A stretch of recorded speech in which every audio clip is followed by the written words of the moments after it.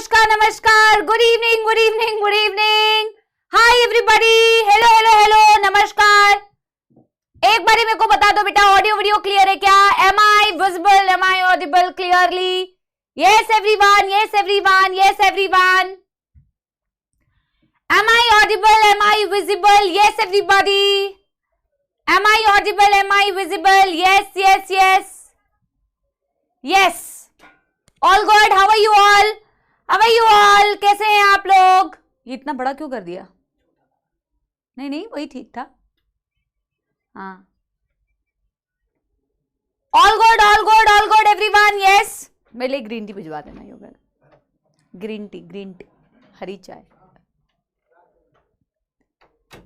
बढ़िया। कल जो बेटा आपको वेक्टर्स के बारे में पढ़ने के लिए दिया गया था, क्या आप पढ़ाई करके आए हैं वेक्टर्स के बारे में? कल तुम्हारी क्लास में कमेंट्स में बहुत ज्यादा बातें नहीं कर रहे थे बच्चे, मैंने खोल के देखा था चैट्स। मतलब ये वाले नहीं, आफ्टर क्लास वाले जो कमेंट्स होते हैं, या तो मैंने थोड़ा बाद में देखा था, उस वक्त में कोई चैट नहीं कर रहा था, क्या पता, पर मतलब फॉर अ चेंज कोई बात नहीं कर रहा था। वाओ। तो आज बेटा कल हमने वेक्टर्स का थोड़ा सा इंट्रोडक्शन किया था, आज हमें वेक्टर्स को डिटेल में पढ़ना है और हमें एक वेक्टर जो एनसीईआरटी में दिया गया है उसको यूज करके एज एन एग्जाम्पल हमें क्या करना है बच्चों, हमें समझना है कि रिकॉम्बिनेंट नॉन रिकॉम्बिनेंट्स को कैसे सिलेक्ट किया जाता है, ट्रांसफॉर्मेंट नॉन ट्रांसफॉर्मेंट को कैसे सिलेक्ट किया जाता है। तो आई होप कि थोड़ा सा पढ़ के आए होगे। पता नहीं उस पार्ट को पढ़ने से तुम्हें कितना समझ में आया, क्योंकि एनसीईआरटी में एज यूजुअल बेटा बहुत अच्छी एक्सप्लेनेशन नहीं है, वो थोड़ी सी समरी करके दे देते हैं, है ना, एक्सप्लेन बहुत नहीं करते हैं, वो थोड़ा सा जिस्ट दे देते हैं टॉपिक का, बट हम उसी चीज को आज समझने वाले हैं। तो एक बारी बच्चों हम क्या करते हैं, यस एवरीबॉडी, एक बारी हम करते हैं बच्चों क्या, एक बारी हम क्विक रिवीजन करते हैं पिछली क्लास का, चलाते हैं समाप्ति express. Are you guys ready? Yes everybody. क्या हम बेटा समाप्ति एक्सप्रेस चलाएं और रिवाइज करें कल जो हमने पढ़ा था अबाउट वेक्टर्स, ठीक है? चलिए जी, वेक्टर्स के बारे में हमने बेटा कल बोला था, वेक्टर्स जो होते हैं गाड़ी की तरह होते हैं। कैसे होते हैं? गाड़ी बुला रही है, सीटी बजा रही है, चलना है जिंदगी में, चलती ही जा रही है, ठीक है? तो ये गाड़ी की तरह होती है, ये एक व्हीकल होती है जिसका यूज करके हम अपने जीन ऑफ इंटरेस्ट को बच्चों क्या करते हैं, अपने जीन ऑफ इंटरेस्ट को इससे जोड़ते हैं और होस्ट के अंदर ट्रांसफर करते हैं, जिसके बारे में हम वेक्टर्स वाले टॉपिक के बाद पढ़ने वाले हैं। तो ये एक ऐसी गाड़ी होती है, ठीक है? अब वेक्टर्स जो होते हैं बच्चों, इनकी कुछ कुछ क्वालिटीज होती है। एक अच्छे वेक्टर को अच्छा वेक्टर बोलने के लिए इसके अंदर कुछ क्वालिटीज होनी चाहिए, जिसके बाद ही बेटा ये क्या करेगा, ये उस चीज को क्वालिफाई करेगा। एक सेकंड देना बस मेरे को बच्चा पार्टी। यस भैया लोग आधा गर्म पानी देके जाते हैं, बस आधा। चलिए हम इसमें थोड़ा और गर्म पानी मिक्स कर लेते हैं।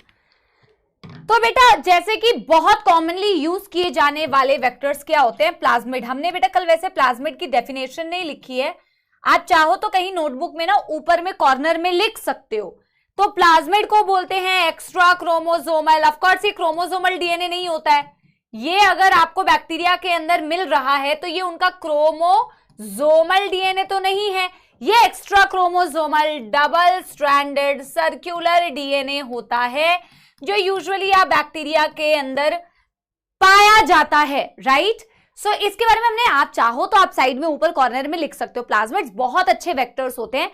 हमने एक चीज के बारे में पढ़ा था कि एक वेक्टर को वेक्टर बुलाने के लिए उसके अंदर काफी सारी क्वालिटीज होती है। जैसे कि बच्चों एक क्वालिटी उसके अंदर होनी चाहिए कि मैम अगर वेक्टर अच्छा वेक्टर है तो नंबर 1 उसके अंदर होना चाहिए ओराई। ओराई क्या होता है? ओराई मीन्स ओरिजिन ऑफ रेप्लिकेशन। ये वो पॉइंट होता है जहां से रेप्लिकेशन स्टार्ट होता है। ऑफ कोर्स बेटा इसी कारण ओराई की वजह से ही तो बेटा जब हम किसी जीन ऑफ इंटरेस्ट को अगर हम डायरेक्टली उठा के होस्ट के अंदर डाल दें तो वो उस होस्ट के अंदर रेप्लिकेट नहीं कर सकता, क्योंकि आपके बेटा जीन ऑफ इंटरेस्ट के पास क्या नहीं है, आपके जीन ऑफ इंटरेस्ट के पास ओरिजिन ऑफ रेप्लिकेशन नहीं है, तो वो रेप्लिकेट कैसे करेगा, है ना? तो ये प्लाज्मिड जो होता है इसको वो ओराई प्रोवाइड करता है, ओरिजिन ऑफ रेप्लिकेशन। हमने एक और पॉइंट लिखा था कि ओराई जो होती है बच्चा पार्टी, बिलाल बेटा धन्यवाद, ओराई जो होती है वो क्या करती है, फोकस करो बेटा, यहां फोकस, वो कंट्रोल करती है कॉपी नंबर को, कॉपी नंबर को भी कंट्रोल करती है। What is copy number? Copy number का मतलब होता है कि आपके जो डीएनए है, जीन ऑफ इंटरेस्ट है, उसकी कितनी कॉपीज एग्जिस्ट करती होंगी, कितनी कॉपी एग्जिस्ट करेंगी पर सेल, उसे बोला जाता है कॉपी नंबर। किसी किसी का कॉपी नंबर अच्छा होता है, किसी किसी का कॉपी नंबर कम होता है। कॉपी नंबर को कंट्रोल कौन करती है? आपकी ओरिजिन ऑफ रेप्लिकेशन आपने देखा था, बैक्टीरियोफाज जो होता है, जो बैक्टीरिया ईटिंग वायरस, उसका कॉपी नंबर बहुत हाई होता है। और आपने देखा था प्लाज्मिड्स का कॉपी नंबर वेरी करता है, किसी किसी का कम कॉपी नंबर होता है, किसी किसी का 100 तक जा सकता है, किसी किसी का 100 से ज्यादा भी हो सकता है कॉपी नंबर। ठीक है, ये हमने कॉपी नंबर के बारे में पढ़ा जो आपका ओराई कंट्रोल करता है। ओरिजिन ऑफ रेप्लिकेशन के अलावा बेटा एक अच्छे वेक्टर के अंदर और क्या क्या फीचर्स होने चाहिए? एक फीचर ये होना चाहिए कि उसके पास क्लोनिंग साइट्स होनी चाहिए।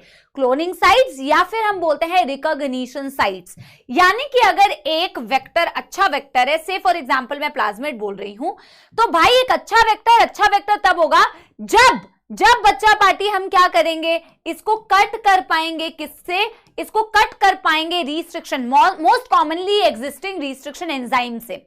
ऑफ कोर्स अगर इसके पास मल्टीपल रिस्ट्रिक्शन एंजाइम्स के लिए जो हम कॉमनली यूज करते हैं, EcoR1, हाइंड 2, हाइंड 3, या फिर कोई भी SMAV1 तो जैसे छोड़ दो, जैसे आपको मैं इसमें बता रही हूँ, क्या बोलते हैं, PBR 322 जो हम पढ़ने वाले, उसमें आपको एग्जाम्पल दिए होंगे, CLE1, EcoR1, BAMH1, कोई भी कॉमनली यूज किए जाने वाले रिस्ट्रिक्शन एंजाइम्स के लिए कटिंग साइट्स होनी चाहिए, तो अच्छा बेटा होगा।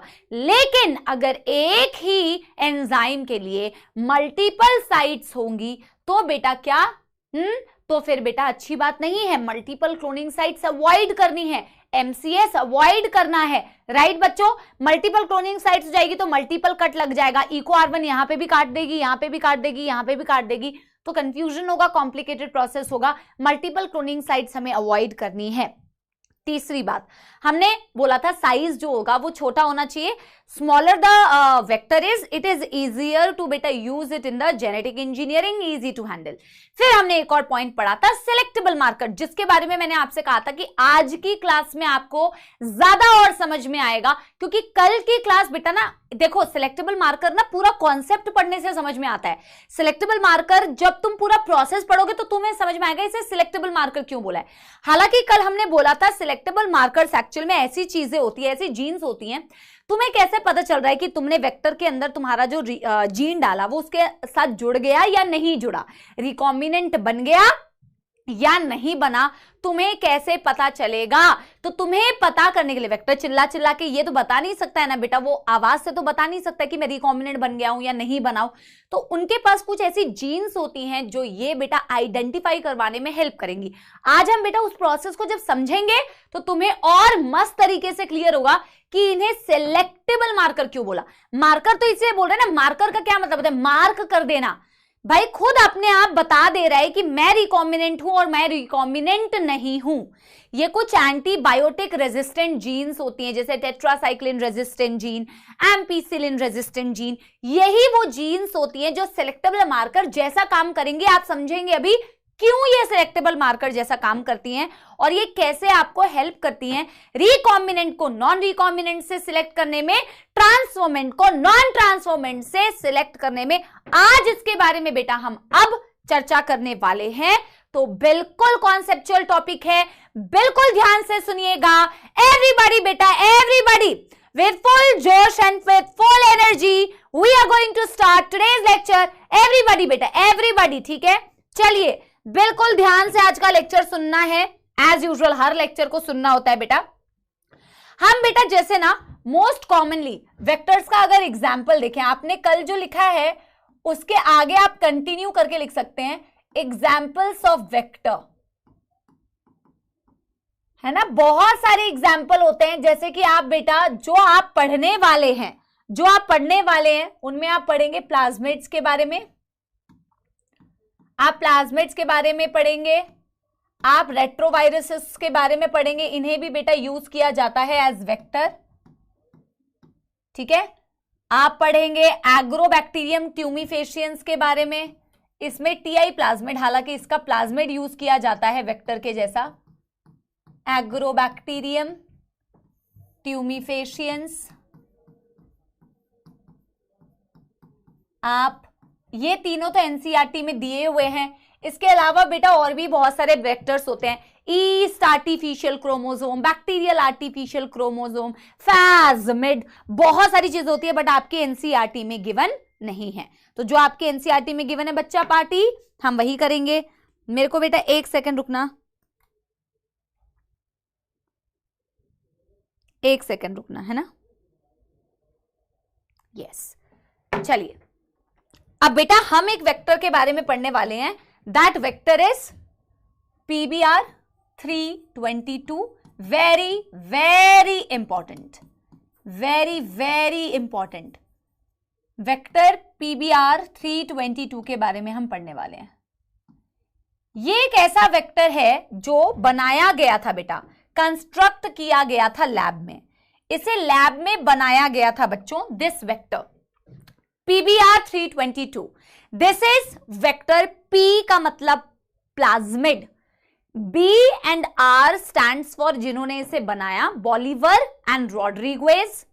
322 एक नंबर इनको प्रोवाइड किया गया क्योंकि बेटा बहुत सारे प्लाज्मिड्स बनते हैं। जैसे आप सारे बच्चे अगर क्लास में पढ़ रहे होते तो बेटा आपका रोल नंबर दे देते आपको 1 2 3 4 5 6 7 8 9 10, है ना। वैसे ही yes, very good, Bolivar and Rodriguez, ठीक है। और इन द सेम वे बेटा 322 इनको एक नंबर, स्पेसिफिक नंबर प्रोवाइड किया है ताकि डिफरेंशिएट कर सको इसे बाकी दूसरे प्लाज्मिड से। तो पहले तो बेटा इसके नाम का मतलब साइड में लिख लेते हैं। राइट साइड में बेटा हम क्या करेंगे, इसका डायग्राम बनाएंगे।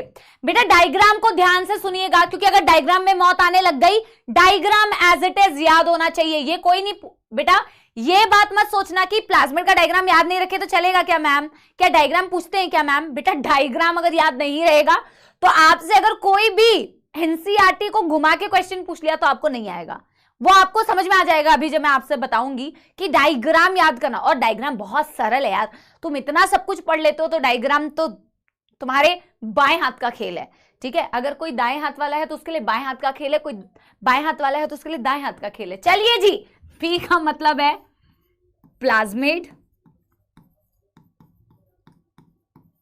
B stands for the people who made it, Bolivar and Rodriguez. 322 is a specific number for a particular plasmid.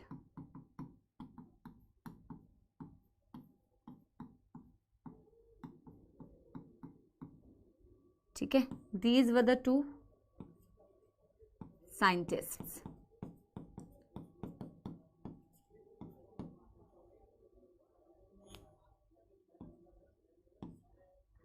ठीक है, हाँ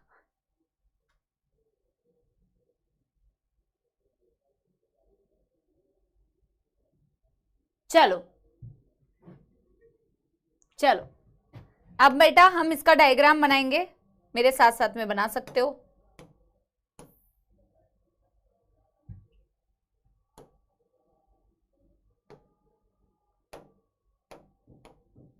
थोड़ा छोटा ही करते हैं ना। अरे यार क्या है,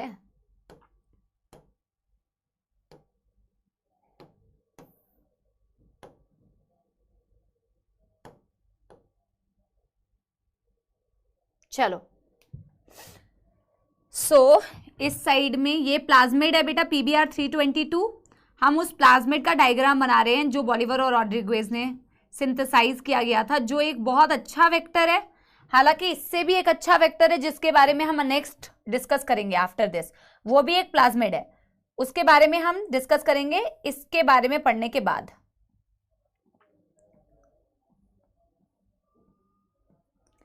ठीक है, फिर यहां पे हो गया रेप्लिकेशन ऑफ प्रोटीन्स।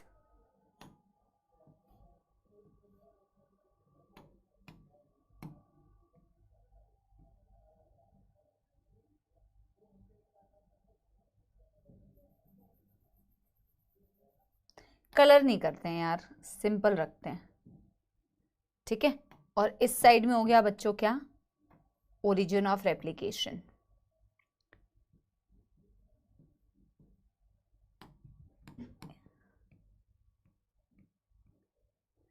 लेबल करते हैं अब, this is called tetracycline resistant gene. कल मैंने लिखवाया था आपको, इसे कहते हैं ampicillin resistant gene,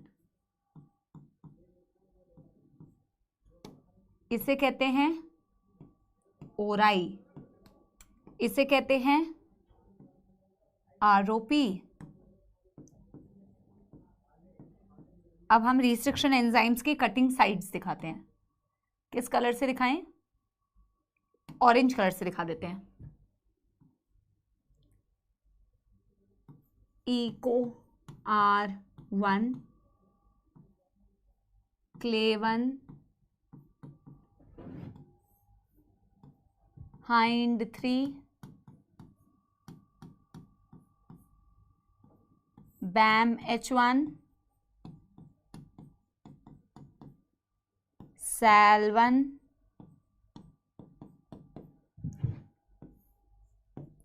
PVU2,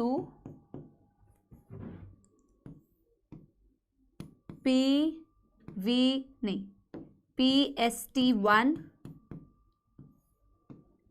PVU2। पहले आप इसे बनाओ, फिर मैं बता रही हूं किस तरीके से इसमें से सवाल आते हैं और क्या क्या पूछा जाता है। रेप्लिकेशन ऑफ प्रोटीन्स, पहले से बना लीजिए। This is as it is NCERT का डायग्राम, ठीक है। इसे एज इट इज याद करना है बच्चों, एज इट इज याद करना है। फटाफट से बनाएंगे बच्चा पार्टी। यस एवरीबॉडी,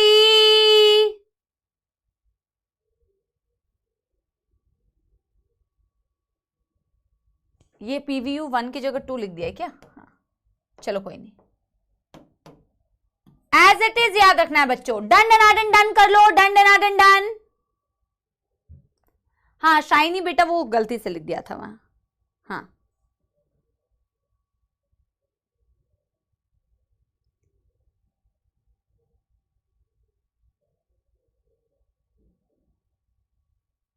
फरहाद कह रहे हैं कि मैम डायग्राम एक बार और समझा दो। अभी तो डायग्राम समझाया ही नहीं है, अभी तो समझाया ही नहीं है डायग्राम।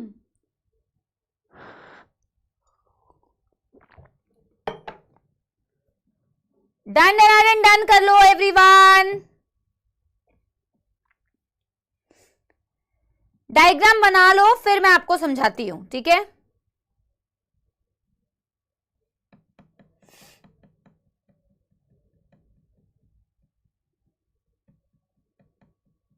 Everybody done बेटा? This is a artificially constructed artificially constructed plasmid. Plasmid का नाम क्या है? PBR322. P stands for plasmid, B and R stands for the people who made it, Bolivar and Rodriguez. 322 जो है उसको एक नाम दिया गया बच्चों, लैब नंबर प्रोवाइड किया गया। अब ये एक अच्छा वेक्टर क्यों है? हालांकि बेटा इसका साइज एनसीईआरटी में नहीं दिया हुआ है, इसका size 4.7 around kilo base pairs होता है, वो तुम्हारी एनसीईआरटी में दिया नहीं हुआ है, तुम्हें नहीं लिखना है। इसका साइज ठीक है, इजी टू हैंडल, इतना कोई डिफिकल्ट नहीं है। इसके पास ओरिजिन ऑफ रेप्लिकेशन होनी चाहिए। क्या आपको बेटा ओरिजिन ऑफ रेप्लिकेशन दिख रहा है? एब्सोल्युटली, इसके पास ओराई दिख रहा है मैम, ये जो ब्लू कलर का है। हाँ मैम, इस प्लाज्मिड के पास ओराई दिख रहा है, ठीक है, तो फिर ये अच्छा प्लाज्मिड, अच्छा वेक्टर हो गया। इसके बाद बेटा हमने बोला था क्लोनिंग साइट्स होनी चाहिए मैम, रिकॉग्निशन साइट्स होनी चाहिए। रिकॉग्निशन साइट्स का मतलब जो कॉमनली यूज रिस्ट्रिक्शन एंजाइम्स है वो इसको रिकॉग्नाइज करके कट लगाने चाहिए। कट नहीं लगा पाओगे तो डीएनए कहां इंसर्ट करोगे? डीएनए को इंसर्ट करने के लिए कट लगाना है, तो डेफिनेटली बच्चा पार्टी यहां पर कट लगाने के लिए आपको देखो कितने सारे रिस्ट्रिक्शन एंजाइम्स है। EcoR1, Clay1, Hin3, BAMH1, SAL1, फलाना फलाना फलाना, ठीक है, समझ में आ रही है बच्चों बात? और एक के लिए मल्टीपल भी नहीं है, मल्टीपल क्लोनिंग साइट्स भी नहीं है, तो ऑब्वियस सी बात है कि एक अच्छा मैम रिस्ट्रिक्शन एंजाइम क्यों निकल रहा है मेरे मुंह से, तो अच्छा ये वेक्टर है मैम, ऑब्वियसली अच्छा वेक्टर है। हमने ये भी बोला था कि सिलेक्टेबल मार्कर होने चाहिए, और सिलेक्टेबल मार्कर हमने क्या बोला था, they are the antibiotic resistant gene. तो आपको मैम यहां पर एंटीबायोटिक रेजिस्टेंट जीन भी दिख रही है। मैम यहां पे मैंने एक जगह पे TETR मार्क कर रखा है। इस प्लाज्मिड में यहां से लेके यहां तक का एरिया जो मैंने पिंक कलर से शेड करके रखा है, मैम ये जीन जो है यही टेट्रासाइक्लिन रेजिस्टेंट जीन है। और मैम जो मैंने येलो कलर से यहां तक मार्क करके रखा है, ये जीन एम्पीसिलिन रेजिस्टेंट जीन है। तो इसके पास दो सिलेक्टेबल मार्कर है, एक एम्पीसिलिन रेजिस्टेंट जीन और एक tetracycline resistant gene. Of course बच्चों इसके पास सिलेक्टेबल मार्कर भी हो गया, तो मैम ये एक अच्छा वेक्टर डेफिनेटली है। अब पहले मैं आपको ये बताऊंगी कि ये डायग्राम में लर्निंग पर्सपेक्टिव से क्या क्या क्वेश्चंस आ सकते हैं जो आपको याद रखना है, और कंसेप्चुअल जो कॉन्सेप्ट आएगा बच्चों वो तो मैं आगे पढ़ाऊंगी आपको, ठीक है। कंसेप्ट जो बेटा पूछा जाएगा वो तो मैं आगे अभी आपको बताऊंगी कि इसमें मैं जीन ऑफ इंटरेस्ट आपको ना बेटा ऐड करके दिखाऊंगी कि किस तरीके से सिलेक्शन करते हैं, recombinant, non recombinant, transformant, non transformant, ठीक है। अब बेटा क्वेश्चन देखो याद रखने के पर्सपेक्टिव से क्या क्या आता है। पहली बात आपको ये याद रखना है, एम्पीसिलिन रेजिस्टेंट जीन की पोजीशन क्या है, क्या इस साइड टेट्रासाइक्लिन है, क्या इस साइड एम्पीसिलिन है। अपने मन से नहीं करना है, अपने मन से नहीं करना है। अगर एम्पीसिलिन यहां बनाया हुआ है तो यही एम्पीसिलिन रेजिस्टेंट जीन, अगर टेट्रासाइक्लिन रेजिस्टेंट जीन यहां बनाई हुई है तो यही टेट्रासाइक्लिन रेजिस्टेंट जीन। मैंने एक जगह पे ग्रीन कलर से एक चीज लिखी हुई है, आरओपी का मतलब है रेप्लिकेशन ऑफ प्रोटीन्स। ये वो जीन है बेटा जो कुछ प्रोटीन्स का सिंथेसिस करती है जो आपके रेप्लिकेशन के लिए रिक्वायर्ड होते हैं, इसीलिए इसको रेप्लिकेशन ऑफ प्रोटीन्स आरओपी बोलते हैं, replication of proteins. This particular gene will actually synthesize और कोड अल्टीमेटली कुछ ऐसे प्रोटीन्स बनाएगा जो आपके लिए नेसेसरी होंगे, इसीलिए इसे रेप्लिकेशन ऑफ प्रोटीन्स बोलते हैं। तो इसकी पोजीशन कहां है, यहां है।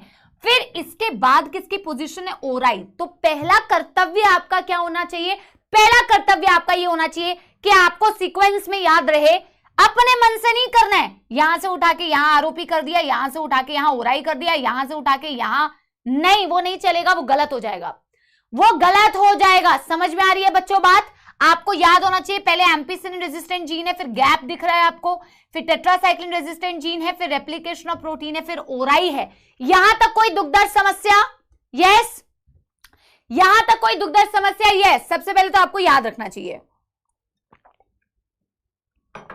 फिर बेटा आपसे क्या पूछा जाएगा, एम्पीसिलिन रेजिस्टेंट जीन के अंदर, जहां एम्पीसिलिन रेजिस्टेंट जीन आपको दिख रही है उसके अंदर बेटा कौन से रिस्ट्रिक्शन एंजाइम्स की रिकॉग्निशन साइट्स हैं। किसकी किसकी रिकॉग्निशन साइट दिख रही है बच्चों, PST1 की दिख रही है, PVU1 की दिख रही है, और किसकी पहले किसकी बाद में दिख रही है वो पता होना चाहिए। पहले PST1 फिर PVU1 सीक्वेंस में। इन अगर ये कट मारेंगे तो यहीं कट मारेंगे, कहां, जहां एम्पीसिलिन रेजिस्टेंट जीन है। फिर अगर आपसे पूछा जाए कि इसके बाद किसके रिकॉग्निशन साइट है, मैम EcoR1 फिर CLE1 फिर HIND3, और सीक्वेंस में याद रखना है पहले EcoR1 फिर CLE1 फिर HIND3, और ये किसी जीन के अंदर, इन दोनों में से किसी जीन के अंदर लोकेटेड नहीं है, इन दोनों के बीच में प्रेजेंट है, EcoR1, CLE1 एंड HIND3। फिर आते हैं tetracycline resistant gene. Tetracycline resistant gene के अंदर किसकी रिकॉग्निशन सीक्वेंस है, BAMH1 एंड SEL1। BAMH, हर्ष बेटा कैसे भी चल सकते हो बेटा, क्लॉकवाइज चलो, एंटी क्लॉकवाइज चलो, बट अपने मन से उल्टा पुल्टा मत चलो, ठीक है। अपने मन से ये मत करो कि BAMH1 को उठा के मैं यहां कट लगा दूंगा, ठीक है। तुम कैसे ऐसे करके पढ़ लो, चाहे ऐसे करके पढ़ लो, बट टेट्रासाइक्लिन के अंदर BAMH1 और SEL1 है, और ऊपर BAMH1 है, नीचे SEL1 है। फिर रेप्लिकेशन ऑफ प्रोटीन के अंदर भी बेटा एक रिस्ट्रिक्शन एंजाइम की रिकॉग्निशन साइट है, PVU2। कंफ्यूजन कहां होती है, PVU2 है यहां पर या PVU1 है यहां पर, ये तो बेटा याद रखने वाली बात है, ठीक है। मैं ऐसे पर्सनली याद रखती हूं कि यहां पे 1 है तो यहां 2 होगा, 1 1 एंड 2, 1 1 एंड 2, 1 1 एंड 2, ऐसे बोलते रहो, याद हो जाएगा बेटा। देखो बेटा, मैं एक सच्चाई अगर मैं तुम्हें बताऊं ना, तुम बहुत सारे बच्चों को ऐसा लगता है ट्रिक्स बता दो ma'am, trick trick trick trick, 11th में भी बहुत बच्चे करते थे, ट्रिक ट्रिक ट्रिक कर दो मैम, ट्रिक कर दो। ट्रिक क्या होता है यार बेटा, ट्रिक जिसकी अवेलेबल होती है ना उसकी ट्रिक होती है, पर अगर तुम बेटा हर चीज की ट्रिक बनाओगे तो ट्रिक को भी याद करने के लिए ट्रिक बनाओगे, उसको भी याद करने के लिए ट्रिक बनाओगे, फिर उसको याद करने के लिए ट्रिक बनाओगे, फिर तुम भी बेटा एग्जाम में ट्रिक हो जाओगे। ठीक है, मेरी बात समझ रहे हो? सो वैसा कोई अननेसेसरी बेटा देखो, जो लर्न करना है वो लर्न करना है। एनिमल किंगडम में बच्चे बोलते थे कि मैम ट्रिक बता दो, एव्स का एग्जाम्पल, मैमल्स का एग्जाम्पल। कौन सी ट्रिक होती है भाई? लर्न करना है मतलब लर्न करना है, तुम्हें लिख के लर्न करना है। अगर पैंथेरा टाइग्रिस, पैंथेरा लियो, बैलिनोप्टेरा या इक्वस या मैक्रोपस या मकाका, आपको याद करना है तो करना है, लिख लिख के प्रैक्टिस करनी है तो करनी है। उसको याद करने के लिए फिर बेटा मौत आने लग जाएगी। नीट तुम्हें ऐसा ट्रिक करेगा बेटा कि तुम जिंदगी में फिर कभी ट्रिक नहीं बनाओगे किसी चीज के लिए। तो जबरदस्ती के ट्रिक्स नहीं होते हैं। देखो, जहां कॉन्सेप्ट है वहां कॉन्सेप्ट है, जहां कॉन्सेप्ट को समझने के लिए बेटा तुम्हें लर्न करना पड़ेगा तो लर्न करना पड़ेगा। And to be very very honest, इतना तो बेटा मैं एक्सपीरियंस से तुम्हें बता सकती हूं कि ऐसे बच्चों को कोई मौत नहीं आती है। जो पढ़ाई लिखाई करते हैं ना, उनको ऐसे कोई इसको लर्न करने में इतनी कोई मौत नहीं आती है। इतना सब कुछ पढ़ लेते हो भाई तुम लोग, तो इसको लर्न करने में कि तुम्हारे बेटा 2 मिनट का काम है, बना के याद करना है। सिर्फ ऐसे ऐसे करके याद नहीं करना। ऐसे ऐसे करके कई लोग सिर्फ पढ़ लेते हैं और फिर कहते हैं हम तो बहुत पढ़ते हैं, हमारे एग्जाम में नंबर नहीं आते हैं। ऐसे ऐसे करके सिर्फ ऊपर ऊपर से पढ़ते हैं, लिख के बिल्कुल प्रैक्टिस नहीं करते हैं। और लिख के प्रैक्टिस, हमारे दिमाग में ना ज्यादातर चीजें वही रिटेन लॉन्ग टर्म के लिए हो पाती हैं जो हम लिख के प्रैक्टिस करते हैं। लिख के प्रैक्टिस करोगे तो याद रहेगा और ऐसी कोई मौत नहीं आएगी। ठीक है, यस एवरीबॉडी? देखो, इतने टाइम के बाद कुछ ऐसा है जो तुम्हें लर्न करना है, बट दैट्स ओके। अभी देखो, अब बेटा इस डायग्राम में पहले मुझे बता दो कि तुम्हें, अब बेटा देखो तुमसे पूछेंगे true false, Eco R1 cutting site is located between ampicillin resistant gene and tetracycline resistant gene. True है या फॉल्स है? ऐसे सवाल पूछते हैं बच्चों। Yes, Eco R1 recognition site is located between ampicillin resistant gene and tetracycline resistant gene. तो obvious सी बात है, ट्रू ट्रू है। आपसे पूछेंगे PVU2 recognizes in ORI, PVU2 recognizes within ORI, true या फॉल्स? तो दूसरा वाला जो मैं बोल रही हूं वो फॉल्स है, क्योंकि PVU2 जो होता है वो रिकॉग्नाइज करता है रेप्लिकेशन ऑफ प्रोटीन में, ना कि ORI में। ठीक है, अब ये लर्न क्यों करना होता है, क्यों, कैसे कंसेप्ट्स आते हैं? क्योंकि एनसीईआरटी तो बेटा तुम्हें एक बार रिकॉम्बिनेंट बनाना सिखाएगी। तो एक बार जब रिकॉम्बिनेंट बनाना सिखाएगी तो किसी एक एंजाइम को बेटा यूज करेगी एज एन एग्जाम्पल, और उसको एज एन एग्जाम्पल यूज करके बेटा क्या करेगी, वो तुम्हें समझाएगी कि रिकॉम्बिनेंट कैसे बनाया जाता है। अब वो ये थोड़ी बताएगी कि मैं इससे एक्सप्लेन कर देता हूं, फिर मैं तुम्हें ये भी बता देता हूं अगर PVU1 को यूज करके तुम कट करोगे तो कैसे होगा।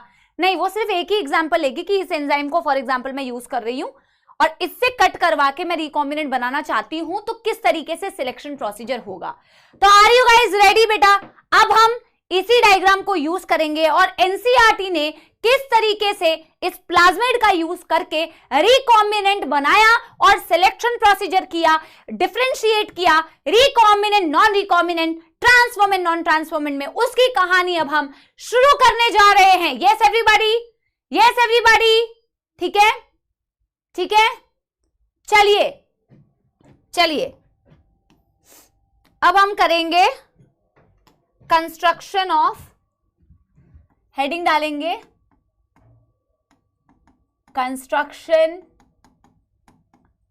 And identification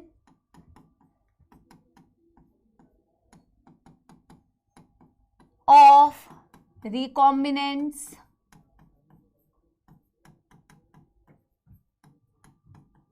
and transformants. बेटा मूर्ख जैसे नहीं बैठे रहना, ये नहीं सोचना कि मुझे समझ नहीं आएगा, सबको समझ में आएगा। बिल्कुल दिमाग ओपन, खुले दिमाग के साथ में बैठे रहो। ऐसा खुला नहीं कि बेटा अंदर जा रहा है और निकल जा रहा है, वैसे वाला खुला नहीं। ठीक है, चलिए चलिए जी, हम इसी वेक्टर का एग्जाम्पल लेंगे और हम बेटा अब क्या करेंगे ना, बहुत ज्यादा कलाकारी नहीं करेंगे, हम सारे जीन्स नहीं दिखाएंगे।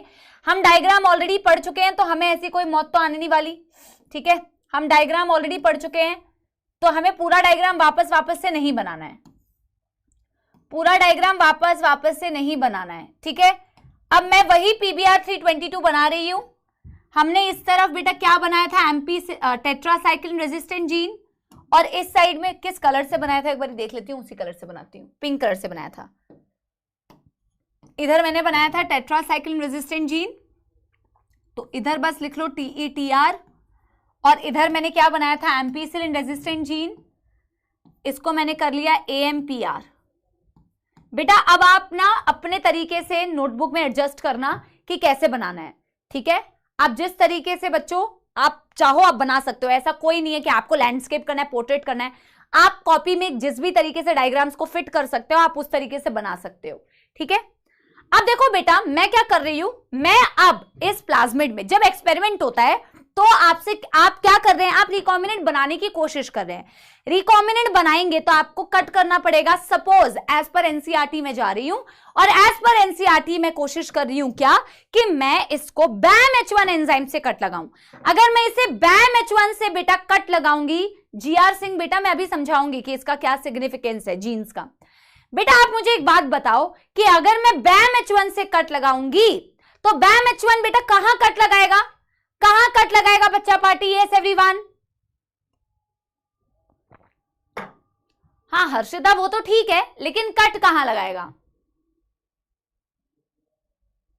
Very good Riya, very good Ritika, very good Lakshmi, Sapna, Abhishek, Amrita, Kishan, Munaja, Vansh, Tabiya, Nidhi, Arjun, Shijika, okay very good, Archu yes ma'am. अगर मैं यस खुशी यस यशिका, अगर बेटा मैं BAM-H1 से कट लगाऊंगी तो BAM-H1 मैम उसके रिकॉग्निशन साइट जहां है वो वहीं कट लगाएगा।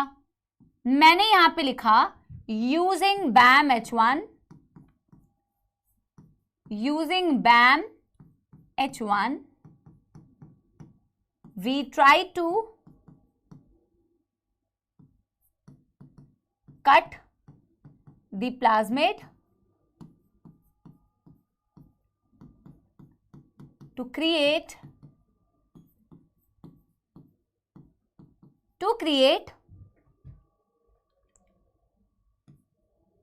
recombinant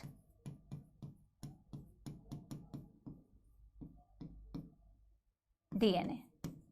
हमने BAM-H1 को यूज किया, हमने कट लगाया और हम कोशिश कर रहे हैं रिकॉम्बिनेंट बनाने की। बट आप मुझे बेटा एक बार कमेंट्स में बताओ, क्या जरूरी है कि रिकॉम्बिनेंट बन जाएगा? क्या इसकी कोई गारंटी है कि मैं BAM-H1 से कट कराऊंगी और BAM-H1 उसको कट कर ही देगा? मैंने BAM-H1 से कट कराया, मैंने रिकॉम्बिनेंट क्रिएट करने की कोशिश की, recombinant DNA by joining the gene of interest.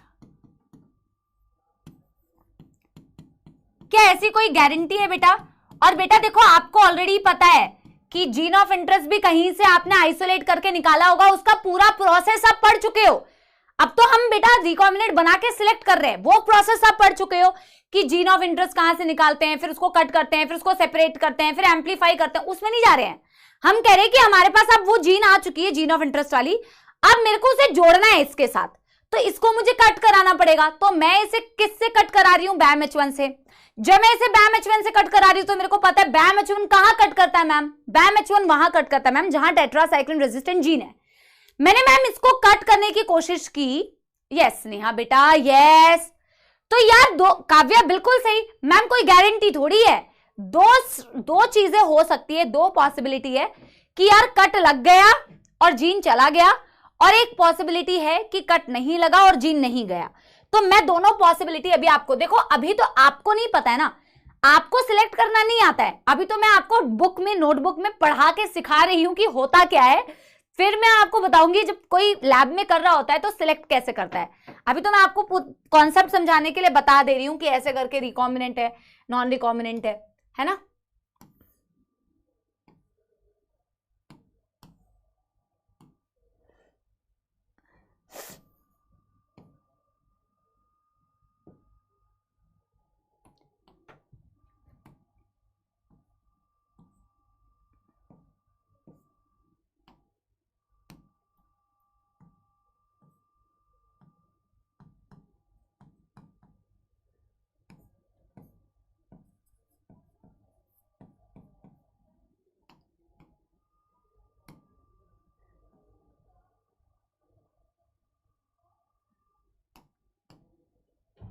ये ऊपर में बेटा तुम्हारा जीन ऑफ इंटरेस्ट चला गया, इसे मैं बोल रही हूं रिकॉम्बिनेंट, जिसको आगे मैं शॉर्ट में हमेशा लिखूंगी, आर से रिप्रेजेंट करूंगी मैं इसे आगे से आर से रिप्रेजेंट करूंगी, मतलब रिकॉम्बिनेंट।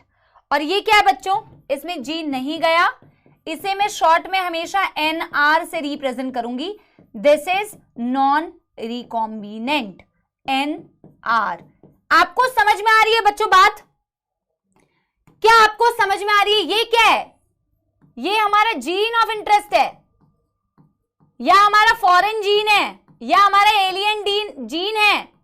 समझ में आ रही है बच्चों बात? यस और नो? थैंक यू भक्ति। Yes everyone.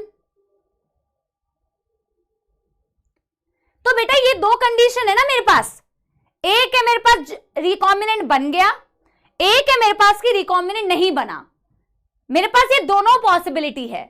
मैंने ट्राई किया कि मैं BAM-H1 से इसे कट कराती हूं, BAM-H1 से कट करा के जीन ऑफ इंटरेस्ट में अपना डालने की कोशिश करती हूं, लेकिन गारंटी तो नहीं लिया हुआ है हमने। तो हमारे पास दो कंडीशन हो सकती है, एक जहां रिकॉम्बिनेंट बन गया, एक जहां रिकॉम्बिनेंट नहीं बना। Recombinant means R, non recombinant means NR. But क्या आप सिर्फ ऐसे देख के पता लगा सकते हो? ये तो मैं तुम्हें पढ़ा रही हूं, तो मैंने तुम्हें दिखा दिया कि ये आर है, ये एनआर है, बट सिर्फ ऐसे करके देख के क्या पता लगा सकते हो कि कौन रिकॉम्बिनेंट कौन नॉन रिकॉम्बिनेंट? क्या डीएनए को नेकेड आई से ऐसे देख के पता लगा लोगे? कैसे पता लगा लोगे बच्चा पार्टी? यस नहीं ना? और पहली बात तो तुम्हें इसको होस्ट में डालना है, तुम इसे एज इट इज भी पता करके कुछ बेटा कुछ करने नहीं वाले हो। तुम इसे एज इट ऐसे करके पता नहीं करते हो, पहले इसे होस्ट के अंदर डालते हो।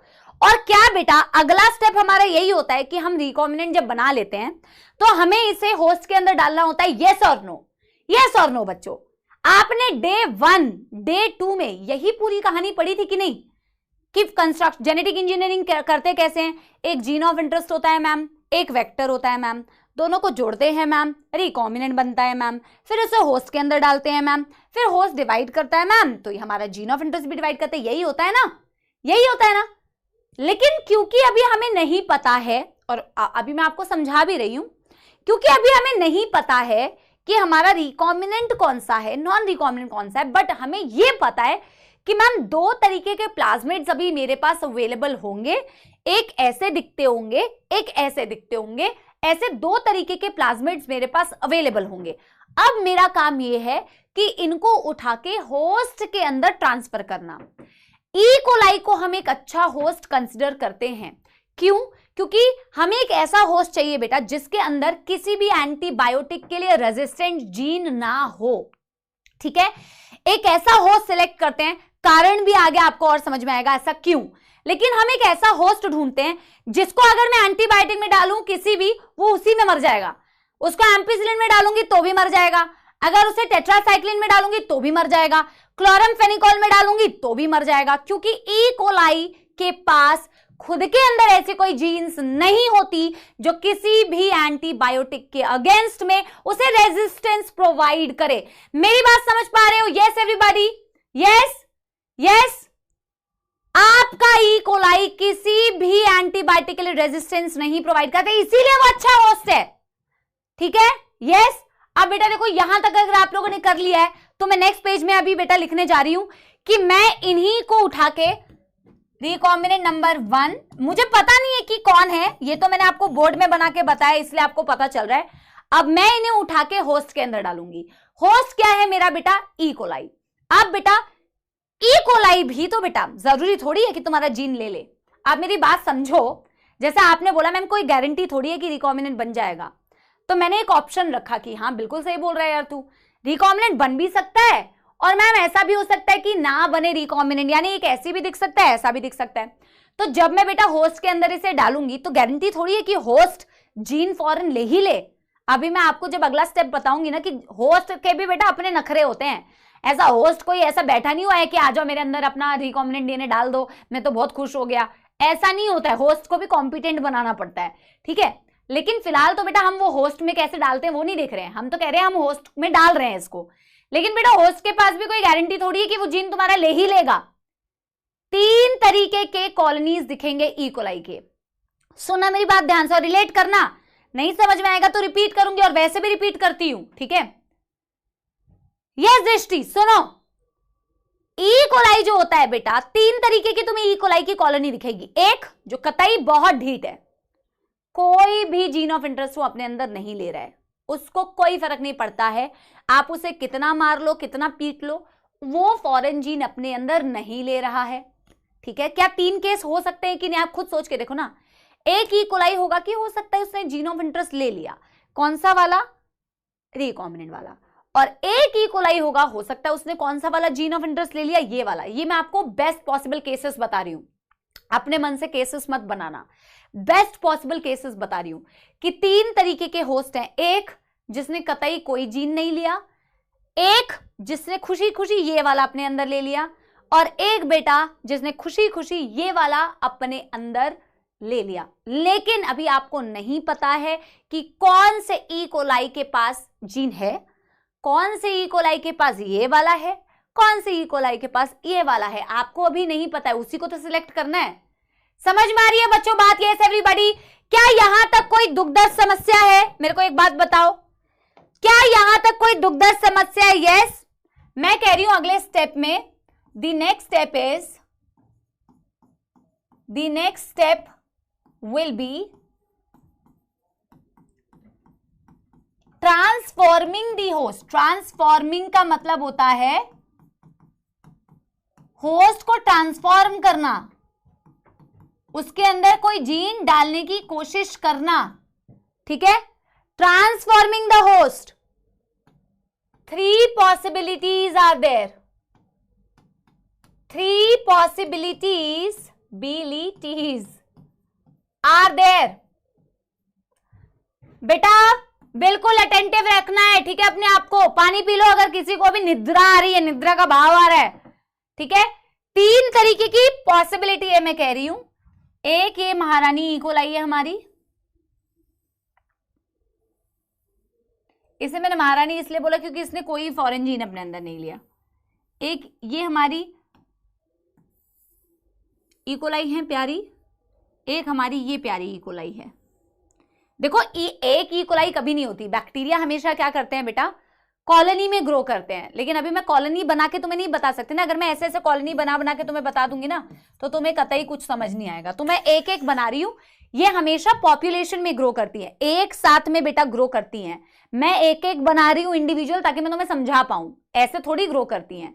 ठीक है, अब मैं कह रही हूं ये महारानी ई कोलाई नंबर 1 है जिन्होंने कोई जीन नहीं लिया, ये हमारी प्यारी ई कोलाई हैं जिन्होंने फॉरेन जीन लिया, लेकिन कौन सा वाला, नॉन रिकॉम्बिनेंट वाला, ये टेट्रासाइक्लिन रेजिस्टेंट जीन, ये ampicillin resistant gene.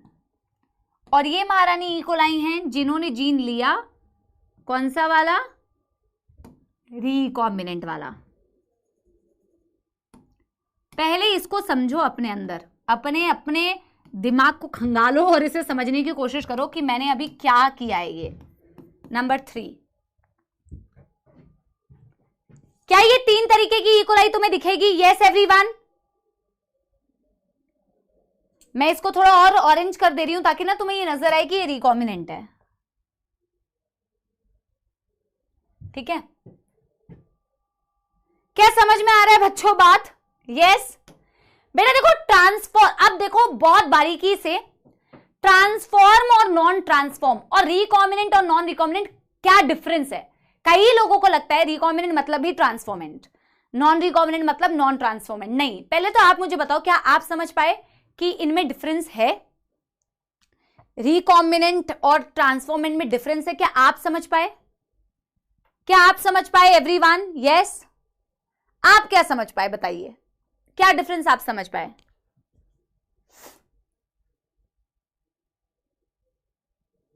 Harshita yes correct, बाकी बच्चे बताओ। और जो मेधा ओके, अब तो इतनी जल्दी चैट जा रहे हैं कि मैं ही नहीं देख पा रही हूं। तुम यस नो लिख रहे हो, बता नहीं रहे हो, बता तुम रहे नहीं हो।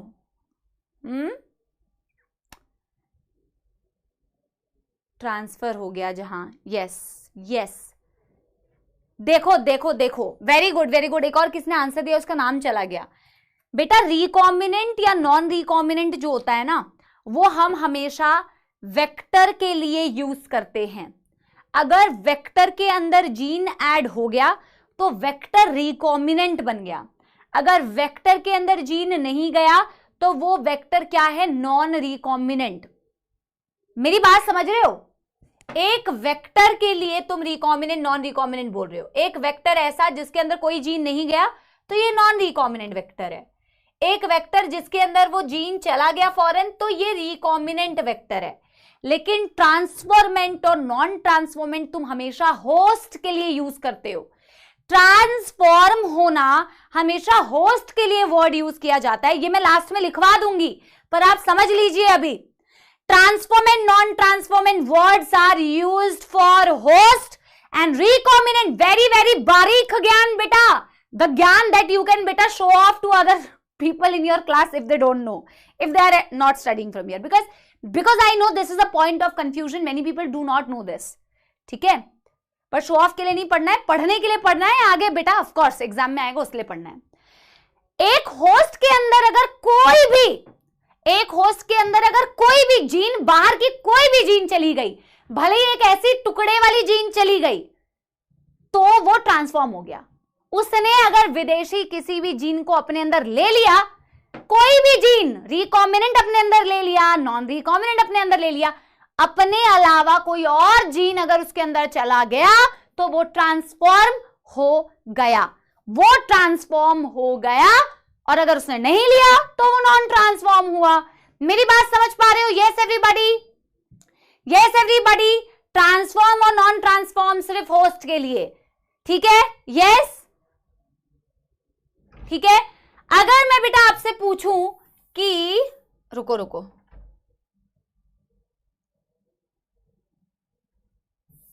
अब मेरे को आप बताओ कि ई कोलाई नंबर 1 2 3 में कौन नॉन ट्रांसफॉर्मेंट है? ई कोलाई नंबर 1 2 3 में कौन? Anamika very good. E coli number 1 2 3 में कौन नॉन ट्रांसफॉर्मेंट है? कौन नॉन ट्रांसफॉर्मेंट है? अवनीश नहीं। नॉन ट्रांसफॉर्मेंट कौन है? अभी भी कई बच्चे नलायकी कर रहे हैं।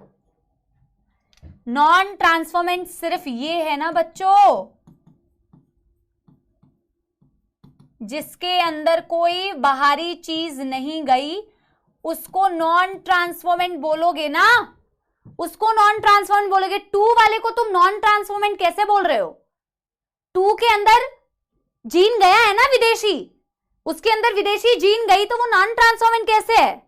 वो तो ट्रांसफॉर्मेंट है ना बेटा, पर वो कैसी वाली ट्रांसफॉर्मेंट है? रिकॉम्बिनेंट वाली या नॉन रिकॉम्बिनेंट वाली? रिकॉम्बिनेंट वाली या नॉन रिकॉम्बिनेंट वाली? तो बोलोगे transformant but non recombinant, transformant but non recombinant. और ये क्या है? तीसरी वाली भी ट्रांसफॉर्मेंट है बट रिकॉम्बिनेंट। पहले तो इसे समझो कि क्या ये समझ में आ रहा है या नहीं। ये है ट्रांसफॉर्मेंट, रिकॉम्बिनेंट। क्या ये समझ में आ रहा है या नहीं? पहले ये बताओ, क्या ये समझ में आ रहा है? यस। ट्रांसफॉर्म का मतलब होता है कोई भी विदेशी जीन अपने अंदर ले लेना, उसका मतलब होता है ट्रांसफॉर्म हो जाना। चाहे उसने रिकॉम्बिनेंट वाला लिया हो, चाहे उसने नॉन रिकॉम्बिनेंट वाला लिया हो, भैया अगर विदेशी जीन किसी होस्ट के अंदर चली गई तो वो ट्रांसफॉर्म हो गई बच्चों। कोई दुख दर्द समस्या बेटा? क्योंकि अगर ना ये नहीं समझ में आएगा फिर आगे कैसे समझ में आएगा। और ये बना क्या रहे हैं पहले ये भी लिख लो। कई पीपीटी से पढ़ने वाले लोग होते हैं ना, वो महान बच्चे और आते हैं, उनको ये पता ही नहीं होता ये हमने क्या बनाया है। कोई दुख दर्द समस्या? Yes everybody.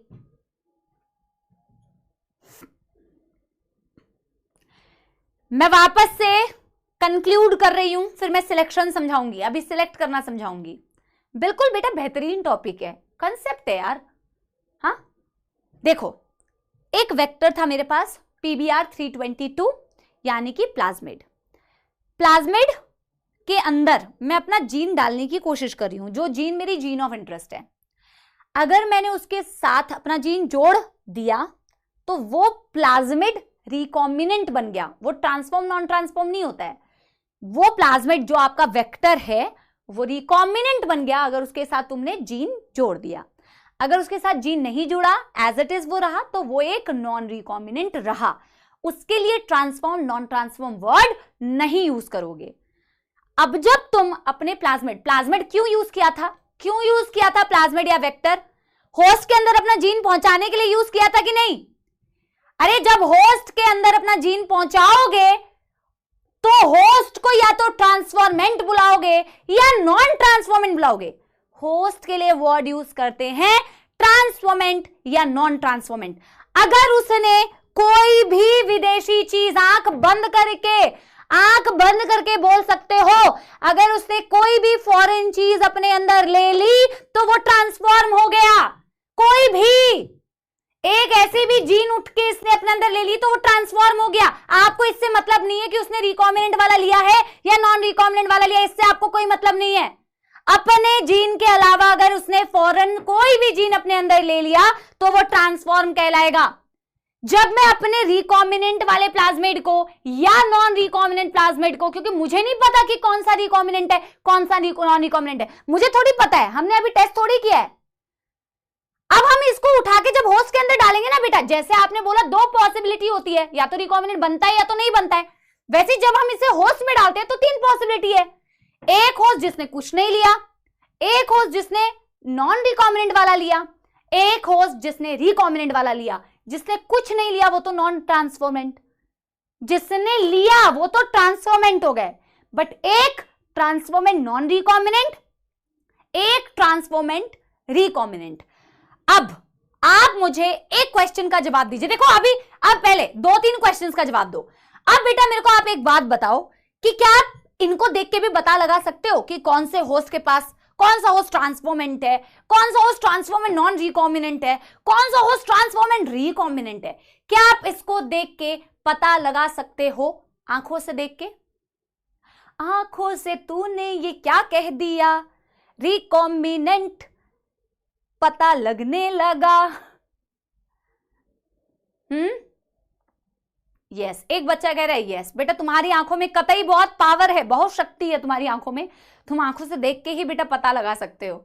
ठीक है, नहीं पता लगा सकते, ये आ गए महान बेटा, ये बॉलीवर और रॉड्रिगेज के ऊपर के साइंटिस्ट हैं हमारे। बेटा लक्ष्य बैच में बच के रहो भैया, बहुत साइंटिस्ट लोग हैं यहाँ। ठीक है, वो पता लगा लेंगे आंखों से देख के बेटा।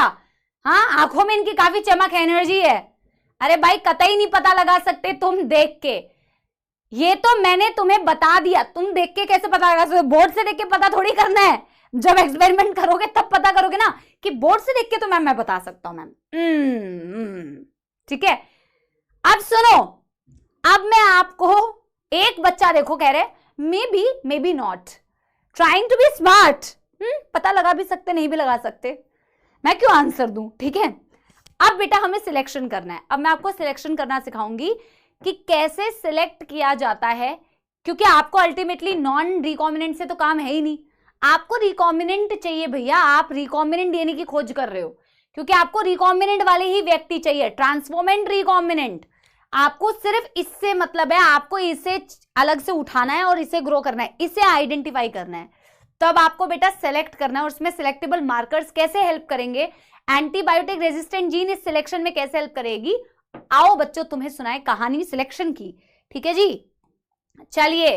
वैसे मैं डायरेक्ट यहां पे बना के समझा सकती थी बट आपको बड़ी मौत आएगी, इसलिए मैं क्या करती हूं, नेक्स्ट पेज में अभी समझाऊंगी आपको।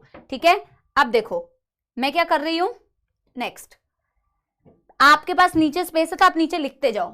ठीक है, culture of the E coli in ampicillin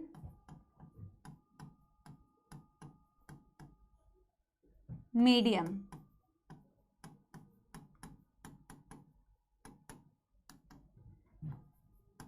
will lead to death of dash because of dash. ये मैं तुमसे आंसर पूछूंगी, एक लाइन नीचे और छोड़ देना। बेटा तुम इस ई कोलाई को किसी मीडियम में ग्रो कर रहे होगे या हवा में ग्रो कर रहे होगे? क्या इसको भी किसी न्यूट्रिएंट मीडियम में ग्रो कर रहे होगे कि नहीं? किसी कल्चर में ही ग्रो कर रहे होगे कि नहीं? ई कोलाई या किसी को भी ग्रो करने के लिए कल्चर मीडिया तो चाहिए होता है ना। तुमने क्या किया सबसे पहले? यस सुनो, यस एवरीबॉडी, मीडियम चाहिए होता है कि नहीं? यस। अब अगर बेटा सबसे पहले मैं कह रही हूं, वेरी गुड वेरी गुड, बहुत सारे लोग बिल्कुल सही आंसर दे रहे हैं। बेटा अगर मैंने इसको बोला कि मैंने अभी लिखना मत, तब लिखना जब मैं आपको बोलूंगी। अभी कोई नहीं लिखेगा, अभी कोई नहीं बनाएगा, मैं अलग से टाइम दूंगी, तब आपको बनाना है, तब आप लिखना है, ठीक है। मैं कह रही हूं कि मैंने इस कल्चर मीडियम में एम्पीसिलिन ऐड कर दिया। कल्चर तो था पर कल्चर मीडियम में मैंने एम्पीसिलिन ऐड कर दिया। तो आप बेटा पीछे से डायग्राम से देख के बताओ कि अगर मैं इन तीनों ई कोलाई को एम्पीसिलिन मीडियम में ग्रो करती हूं, ई कोलाई नंबर 1 को, E coli number 2, E coli number 3, अभी मुझे नहीं दिख रहा है, दिख थोड़ी रहा है कि कौन सा वाला नॉन ट्रांसफॉर्मेंट, कौन सा वाला ट्रांसफॉर्मेंट नॉन रिकॉम्बिनेंट, कौन सा क्या है मुझे नहीं पता, पर मैंने इनको उठा के एक ऐसे मीडियम में ग्रो किया जिस मीडियम में मैंने एम्पीसिलिन डाल दिया है। तो सबसे पहले किसकी बैंड बनेगी, बैंड बजेगी, किसकी छुट्टी हो जाएगी, ये बताओ। बहुत सही आंसर दे रहे हो बच्चों कमेंट्स में, which makes me very happy, क्योंकि ऐसे टॉपिक्स में मैं आंसर एक्सपेक्ट करती हूं आपके बैच से, ठीक है। सबसे पहले किसकी छुट्टी हो जाएगी बच्चों? यस, किसकी छुट्टी हो जाएगी? नंबर 1 की छुट्टी हो जाएगी। क्यों? क्यों उसकी छुट्टी हो जाएगी? क्यों सेकंड वाला और थर्ड वाला क्यों जिंदा रहेगा? ये दोनों भी बेटा एक गाना गा रहे होंगे, गाना पता है क्या? जिंदा हूं यार काफी है, ठीक है। पहले वाले की छुट्टी क्यों हो गई? क्योंकि ये बेचारा वो ई कोलाई था। ई कोलाई तो एक बेचारा अच्छा होस्ट था। क्यों? उसके पास किसी के लिए भी कोई जीन नहीं होती है। उसको एम्पीसिलिन में डालोगे तो भी मर जाएगा, टेट्रासाइक्लिन में डालोगे तो भी मर जाएगा, किसी में भी डालोगे मर जाएगा। उसके पास किसी के लिए भी रेजिस्टेंट जीन नहीं होती। तो इसको तो या तो एम्पीसिलिन में डालोगे तो भी मर जाता, टेट्रासाइक्लिन में डालते तो भी मर जाता। उसके पास कोई एंटीबायोटिक के लिए रेजिस्टेंस पावर नहीं है, रेजिस्टेंस पावर नहीं है। मेरी बात समझे? Yes yes. लेकिन दूसरी और तीसरी के पास एक ऐसा प्लाज्मिड है, दूसरी और तीसरी के पास बच्चों एक ऐसा प्लाज्मिड है जिस प्लाज्मिड में एम्पीसिलिन रेजिस्टेंट जीन है। यस और नो? इसके पास एक ऐसा प्लाज्मिड है। येलो वाली जीन कौन सी थी? Antibiotic resistant gene, ampicillin resistant gene. ये वाली कौन सी जीन थी? Ampicillin resistance gene, right? Yes, ठीक ही नहीं? इसमें कई महान बच्चे कह रहे हैं मैम टेट्रासाइक्लिन में क्यों नहीं ग्रो किया। अभी बताती हूं, तुम जो ज्यादा बेटा हीरो बनते हो उसको मैं बताती हूं आंसर। पहले आपको ये समझ में आया कि नहीं? दूसरी और तीसरी वाली ई कोलाई के पास एक ऐसा प्लाज्मिड था जिस प्लाज्मिड में एंटीबायोटिक रेजिस्टेंट जीन, एक एम्पीसिलिन रेजिस्टेंट जीन थी। हाँ कि ना? पहले आप मुझे आंसर देंगे, रट्टाफिकेशन नहीं करेंगे। यही वाला तो बेटा तुमने डाला था ना, ये वाला रिकॉम्बिनेंट वाला था, ये नॉन रिकॉम्बिनेंट वाला था। तो ये भी सेकंड वाली, ये कौन सी वाली ई कोलाई के पास है? ये कौन सी वाली ई कोलाई के पास है? ये थर्ड वाली ई कोलाई के पास ये वाला था, सेकंड वाली ई कोलाई के पास ये है। दोनों के पास एम्पीसिलिन से बचने के लिए रेजिस्टेंट जीन है, दोनों के पास एम्पीसिलिन से बचने के लिए रेजिस्टेंस जीन है। तो यहां पे जब आप इसे एम्पीसिलिन मीडियम में ग्रो करते हो तो सिलेक्शन किसका किया? रिकॉम्बिनेंट का नॉन रिकॉम्बिनेंट से सिलेक्शन किया या ट्रांसफॉर्मेंट का नॉन ट्रांसफॉर्मेंट से सिलेक्शन किया? पहले आप मुझे ये बताइए, किसका सिलेक्शन किया? रिकॉम्बिनेंट्स को नॉन रिकॉम्बिनेंट से सिलेक्ट किया इस फर्स्ट स्टेप में, या ट्रांसफॉर्मेंट को नॉन ट्रांसफॉर्मेंट से सिलेक्ट किया? जल्दी बताइए। ये है नंबर 2 वाली ई कोलाई, ये है नंबर 3 वाली E coli. Selection of transformants from non transformants. सबसे पहला सिलेक्शन ट्रांसफॉर्मेंट्स और नॉन ट्रांसफॉर्मेंट्स का होता है। यहां अब फिलिंग द ब्लैंक्स को मैं भरूंगी। Culture of E coli in ampicillin medium will lead to will lead to death of non-transformant E. coli because of lack of any plasmid. इसमें किसी को मौत आ रही है बच्चों? इसमें किसी को कोई दुख दर्द समस्या? मैं ये सारे जो पॉइंट्स बता रही हूं ना बेटा कि पहले स्टेप में ट्रांसफॉर्मेंट को नॉन ट्रांसफॉर्मेंट से सिलेक्ट करते हैं, सेकंड में रिकॉम्बिनेंट को नॉन रिकॉम्बिनेंट से सिलेक्ट करते हैं, ये सारी बातें लिखने पे फोकस नहीं करना है। यहां पे मेरे को कोई पोथियां नहीं बनवानी है, कॉन्सेप्ट पे फोकस करो। मैं पोथियां लिखवा दूंगी लास्ट में, पॉइंट्स में मैं ये लिखवा दूंगी, अभी कंसेप्ट पे फोकस करो, ठीक है ना? कोई दुख दर्द समस्या नहीं है। अब जो बच्चे बेटा महान बच्चे टेट्रासाइक्लिन वाला कह रहे थे ना, उस पर भी मैं आऊंगी, उस पर भी मैं आऊंगी। अब बेटा मैं क्या करूंगी ना, देखो जैसे मैंने बोला ना आपको बेटा, जब आप बैक्टीरिया को कल्चर करते हैं, क्या पता बेटा आप भी लैब में जाए, जब आप कल्चर कभी देखें तो कल्चर जो होता है ना बेटा, जहां पे भी आप कल्चर मीडिया जो होता है उसमें पॉपुलेशन ऐसे ग्रो कर रही होती है इकट्ठी, थोड़ी ना ऐसे सफेद सफेद कलर की ना, सफेद सफेद रंग की दिखती है, सफेद भी नहीं बोलेंगे, थोड़ा ट्रांसपेरेंसी, बट समझ में आता है कि ये कुछ कल्चर में कुछ ग्रो कर रहा है। तो जो भी एक जैसी बेटा, जो भी एक जैसी प्रकृति के, जैसे बेटा जीवन में भी क्या होता है, एक जैसे प्रवृत्ति के लोग, एक जैसे नेचर के लोग हमेशा एक साथ होते हैं। और अगर आपका नेचर मतलब आपका नहीं मैच करता होगा वाइब, तो आपकी लड़ाइयां होगी, आप साथ नहीं रहेंगे। तो कल्चर में भी ऐसा होता है, सिमिलर टाइप की जो कॉलोनीज होती हैं वो एक साथ ग्रो करती हैं, और अलग टाइप की कॉलोनी फिर अलग अपनी अपनी एक अलग उनकी कम्युनिटी होती है, ठीक है? तो इस तरीके से कल्चर में भी ना कॉलोनीज अपनी अपनी फिक्स होती है, अपनी अपनी कॉलोनीज एक साथ में ना, एक पर्टिकुलर टाइप की कॉलोनी एक साथ में ग्रो करती है। अब मेरी बात समझना, अब मेरी बात समझना बेटा, अब मैं क्या कर रही हूं ना, अब देखो मैं अगले स्टेप में क्या कर रही हूं, मैं लिखने का टाइम दूंगी, अभी सुनो मैं क्या कर रही हूं। अब पहली वाली इससे ना कॉपी करके मैं एक चीज बना रही हूं, एवोल्यूशन में भी ऐसा कुछ पढ़ोगे अभी तुम। मैंने क्या किया बेटा ना, मैंने इस पर्टिकुलर कल्चर से उठा के एग्जैक्टली ऐसा सिमिलर रेप्लिका बनाने की कोशिश की, मैंने एग्जैक्ट रेप्लिका बनाने की कोशिश की। फॉर एग्जाम्पल बच्चों मेरी बात सुनना ध्यान से, मेरी बात सुनना, अगर मैं यहां पे बेटा पेन का एक जेल पेन से एक डॉट बनाऊं, मैं क्या करूं, जेल पेन से एक डॉट बनाऊं, फिर मैं अपने ऐसा समझो कि वो जेल पेन में बहुत इंक है और बहुत बड़ा सा डॉट बना रही हूं, फिर मैं अपने हाथ से उस जेल पेन को डॉट को छू रही हूं और एक दूसरे बंदे के हाथ में ऐसे करके उस डॉट को चिपका दे रही हूं। एग्जैक्ट मैं उसकी रेप्लिका बना रही हूं, एग्जैक्ट मैं उसकी कॉपी बना रही हूं, जैसा इसका शेप है, जैसा जिस जगह पे ये है, मैं उसी जगह पे उसको ग्रो करने की कोशिश, ग्रो मतलब क्या, उसको लगाने की कोशिश कर रही हूं।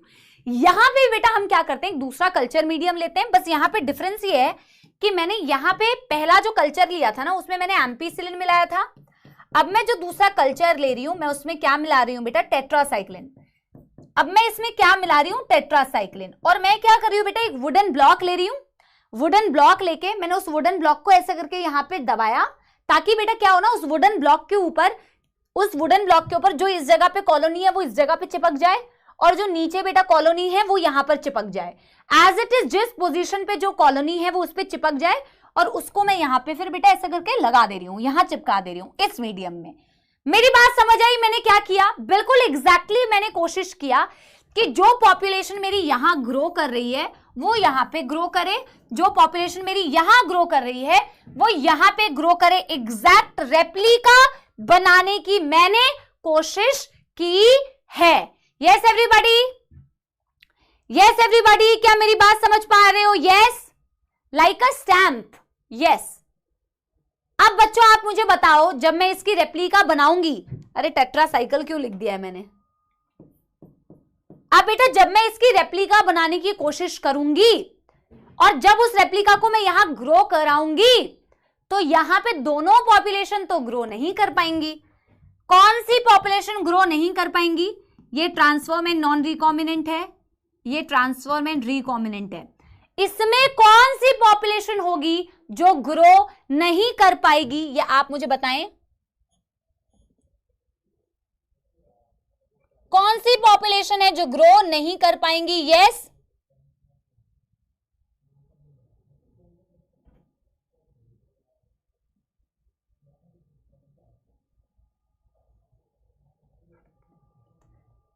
नंबर 3। अच्छा तुम नंबर 2 क्यों बोल रहे हो? अच्छा बहुत गलत आंसर दे रहे हो बेटा। नंबर 2 और नंबर 3 है बस। नंबर 2 और नंबर 3, नंबर 1 तो गायब हो गया ना। नंबर 2 और नंबर 3 में से कौन सी ग्रो नहीं कर पाएंगी? बहुत गलत आंसर दे रहे हो आधे बच्चे।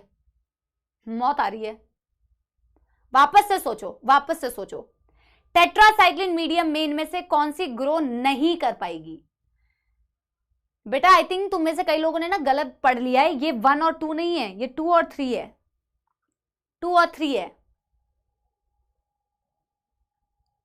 कौन सी ग्रो नहीं कर पाएगी? कौन सी ग्रो नहीं कर पाएगी? अब मैं समझा देती हूं। चलो अब सही आंसर आ रहे हैं, अब सही आंसर आ रहे हैं।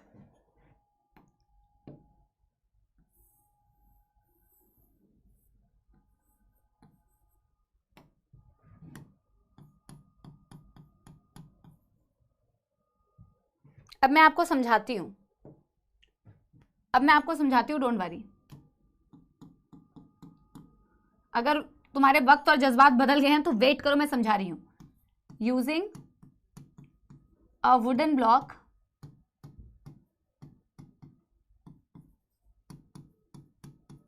we want to create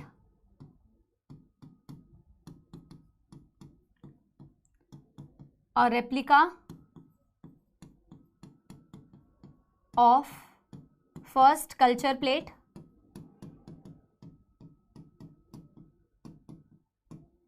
we place the block on colonies and dab it on to another culture with tetracycline. Another culture with tetracycline.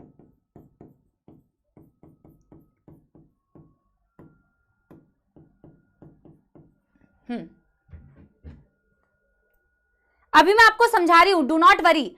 अगर तुम्हारा आंसर गलत भी है तो अभी मैं तुम्हें समझा दे रही हूं। बेटा मैं इसको समझा रही हूं, फिर आप वेरी गुड सेजल, उसके बाद आप लिखना, ठीक है? पहले आप सुन लो फिर आप लिखना। अभी इसमें लिखने के लिए बहुत कुछ बाकी है। मैंने आपसे पूछा कि देखो मैं सेकंड मीडियम में एग्जैक्ट रेप्लिका क्रिएट कर रही हूं। मैंने वुडन ब्लॉक इस पे चिपकाया, जिस जगह पे 2 वाली कॉलोनी थी वुडन ब्लॉक पे वो चिपक गया, जिस जगह पे 3 वाली कॉलोनी थी वुडन ब्लॉक पे वो चिपक गया। मैंने उसको उठा के यहां झाड़ दिया, मैंने उसको यहां पे चिपका दिया। तो मैंने आपसे पूछा इसमें कौन सी ग्रो करेगी, कौन सी नहीं करेगी? पहली वाली कौन सी है बेटा? पहली वाली है नॉन रिकॉम्बिनेंट, दूसरी सॉरी ये सेकंड वाली क्या है? Non recombinant. तीसरी वाली क्या है? रिकॉम्बिनेंट। इनमें से कौन सी ग्रो नहीं करेगी बेटा? रिकॉम्बिनेंट वाली। Recombinant, very good Aryan. Recombinant grow नहीं करेगी क्योंकि रिकॉम्बिनेंट के टेट्रासाइक्लिन जीन पे तुमने कट मारा था। रिकॉम्बिनेंट बनी कैसे है भाई? रिकॉम्बिनेंट बनी ही ऐसे है जिसके तुमने टेट्रासाइक्लिन जीन पे कट मारा है, उसकी जीन को डैमेज किया है, तभी तो तुम उसके अंदर अपना फॉरेन जीन डाल पाए हो। यस एवरीबॉडी, जिसके अंदर फॉरेन जीन गया है जो रिकॉम्बिनेंट है उसकी टेट्रासाइक्लिन रेजिस्टेंस जीन तो डैमेज हो चुकी है, उसकी टेट्रासाइक्लिन रेजिस्टेंस जीन डैमेज हो चुकी है। जिसकी टेट्रासाइक्लिन की रेजिस्टेंस पावर ही नहीं है वो ग्रो कैसे करेगा टेट्रासाइक्लिन मीडियम में? वो कैसे ग्रो करेगा टेट्रासाइक्लिन मीडियम में? क्या अब सारे बच्चे समझ पा रहे हो? यस, तुम कह रहे हो ये ग्रो करेगी, ये कैसे ग्रो करेगी? थर्ड वाली कॉलोनी कैसे ग्रो करेगी इसमें? ये ऑरेंज है, ये ऑरेंज जीन गई कहां है? टेट्रासाइक्लिन वाली जीन में। जब तुमने कट मारा था, जिस जीन में कट लग जाता है वो जीन खराब हो जाती है, वो जीन खराब हो जाती है। हाँ, अब बच्चों का सवाल है तब तो मैम आपने रिकॉम्बिनेंट को मार दिया। बिल्कुल सही सवाल आ रहा है, अभी मैं आपको बताऊंगी। ये सवाल वैलिड है कि आप पूछ रहे हो मैम आपने तो रिकॉम्बिनेंट को मार दिया ना, पर हमें तो रिकॉम्बिनेंट से काम था। तो ये मैं भी आपको बताऊंगी। Yes, very good Harshita, that is the answer, very good. बोल रहे मैम डीएनए वेस्ट हो जाएगा। भाई डीएनए वेस्ट नहीं होता है, तभी तो हमने रेप्लिका बनाई थी। पहले आप मेरे को बताओ कि तुम्हें इसमें तो मौत नहीं आई ना कि रिकॉम्बिनेंट वाला मर कैसे गया? रिकॉम्बिनेंट के पास टेट्रासाइक्लिन वाली जीन नहीं थी ना। पर अब तुमने रिकॉम्बिनेंट को मार दिया, तो बच्चे पूछ रहे हैं मैम फिर हमें रिकॉम्बिनेंट से काम था, आपने उसे मार दिया तो हमारे पास रिकॉम्बिनेंट कहां से आएगा? क्योंकि तुमने उसकी कॉपी बनाई थी बच्चों, तुमने उसकी एग्जैक्ट कॉपी बनाई थी। अब तुम्हें यह पता चल जाएगा, तुमने रेप्लिका बनाया था। अब तुम अगर इससे इस प्लेट को कंपेयर करोगे, इस सेकंड वाली प्लेट से इसको कंपेयर करोगे, तो तुम्हें पता चल जाएगा कि मैम जो पॉपुलेशन मेरी इस जगह पे ग्रो कर रही है उस पॉपुलेशन से मुझे कोई काम नहीं है, जो कि पॉपुलेशन नीचे ग्रो कर रही है उससे मुझे काम है, उसको मैं अलग से वहां से उठाऊंगी और उसको अलग कल्चर में ग्रो करने लगूंगी। Simple simple. मैंने इसी की तो रेप्लिका बनाई थी ना बेटा। तो यहां पे जो पॉपुलेशन ग्रो कर रही होगी, मुझे पता चल जाएगा कि इस पोजीशन पे जो पॉपुलेशन ग्रो कर रही है कल्चर मीडियम में, वो मेरे काम की पॉपुलेशन नहीं है, वो नॉन रिकॉम्बिनेंट वाली है। तो जो उसके नीचे वाली है वो मेरे काम की है, उसी को ढूंढ लेंगे। यस, मैं पहले इसे बेटा वर्ड्स में, सेंटेंसेस में आपको लिखा दे रही हूं, फिर भी कोई दुविधा समस्या होगी तो मैं फिर रिवाइज कराऊंगी। बट ऐसे आप मुझे बताइए कि आपको समझ आया कि नहीं। एक दिल बना के मुझे बताओ कि तुम्हें थोड़ा बहुत समझ में आया यहां तक। अब मैं तुम्हें टाइम दे रही हूं, तुम लिख लो आराम से। अब मैं तुम्हें टाइम दे रही हूं, तुम आराम से लिख लो। यस,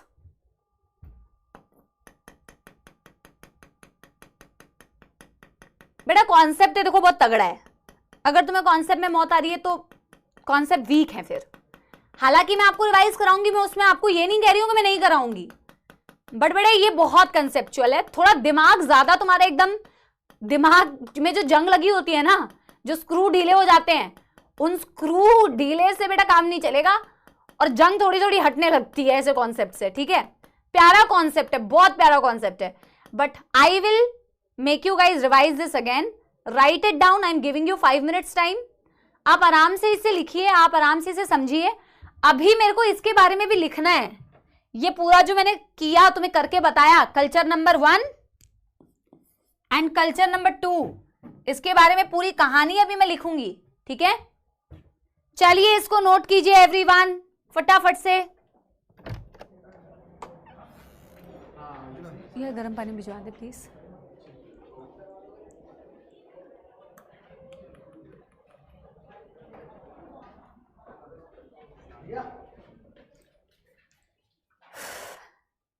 Yes everyone,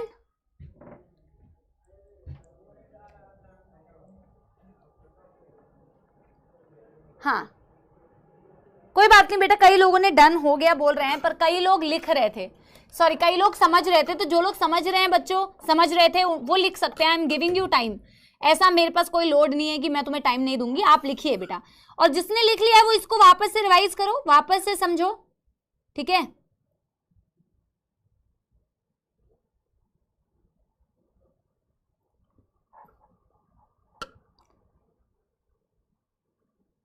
जिसने लिख लिया वो वापस से समझो।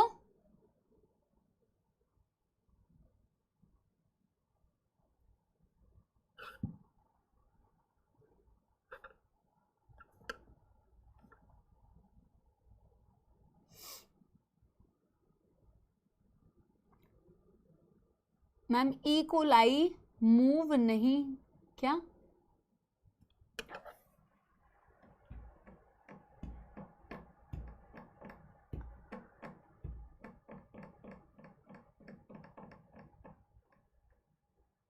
मैम 3 वाले को कल्चर से निकालेंगे कैसे? अरे निकाल लेंगे भाई, तुझे उसकी टेंशन हो रही है।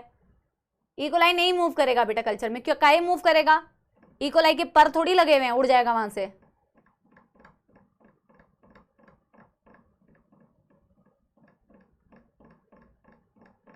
हाँ लाइगेज ही जोड़ता है बेटा, ऑफ कोर्स। एक फॉरेन जीन को वेक्टर के साथ में लाइगेज जोड़ता है, बिल्कुल।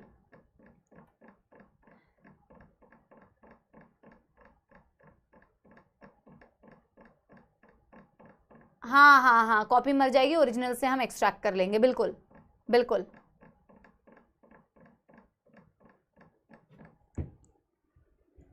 बेटा क्या अब आप लोगों ने कर लिया है तो मैं नेक्स्ट पेज में लिखूं क्या? क्या जो चीज मैंने बना के अभी बताई है, क्या मैं नेक्स्ट पेज में लिखूं उसे? यस,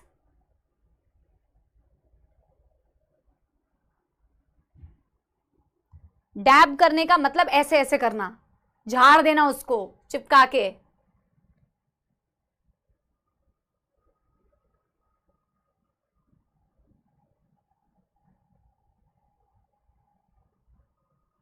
भाई मैं इसमें लिख देती हूँ पुट, ठीक है, ये अंग्रेजी समझ आ जाएगी।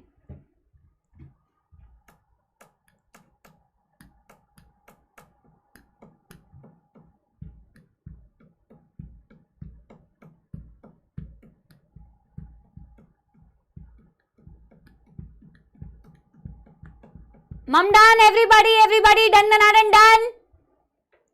पक्की बात, कर लिया है ना, कर लिया है ना। चलो अब मैं ना लिख रही हूं कुछ इंपॉर्टेंट पॉइंट्स। पहले तो मैं इससे रिलेटेड एक पॉइंट लिख रही हूं नीचे। In the second culture plate with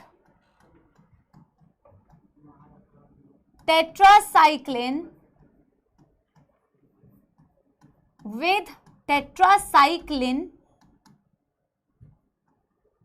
only the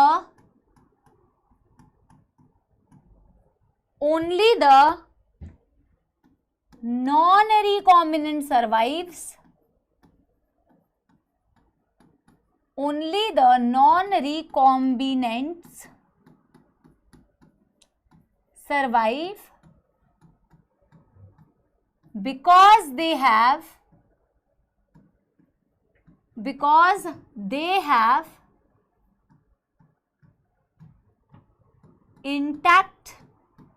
intact का मतलब बिल्कुल ठीक ठाक, intact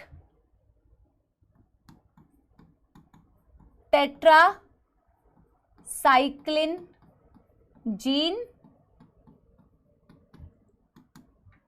which provides them resistance,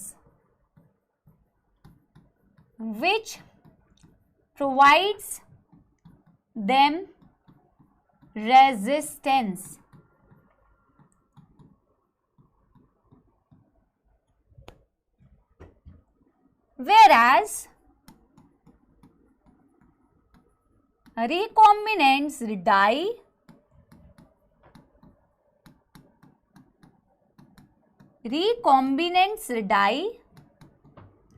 because due to the insertion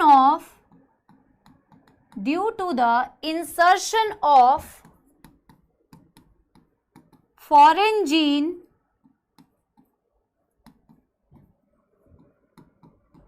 in tetracycline resistant gene,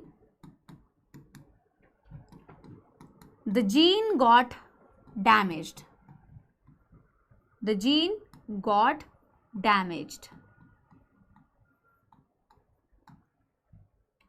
ठीक है, next, we can still locate the position of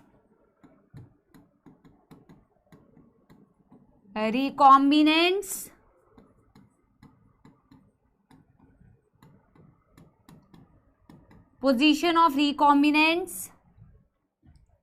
from culture 1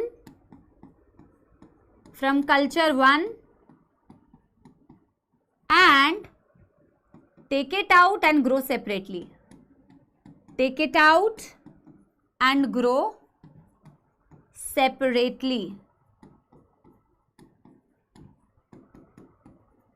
ठीक है, then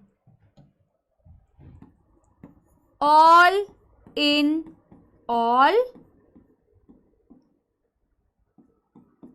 ampicillin medium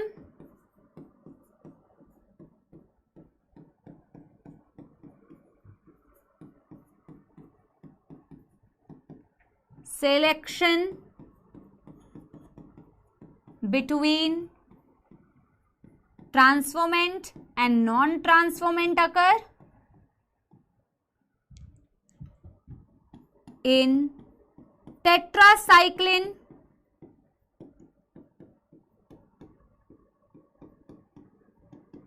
selection of recombinant and non-recombinant occur.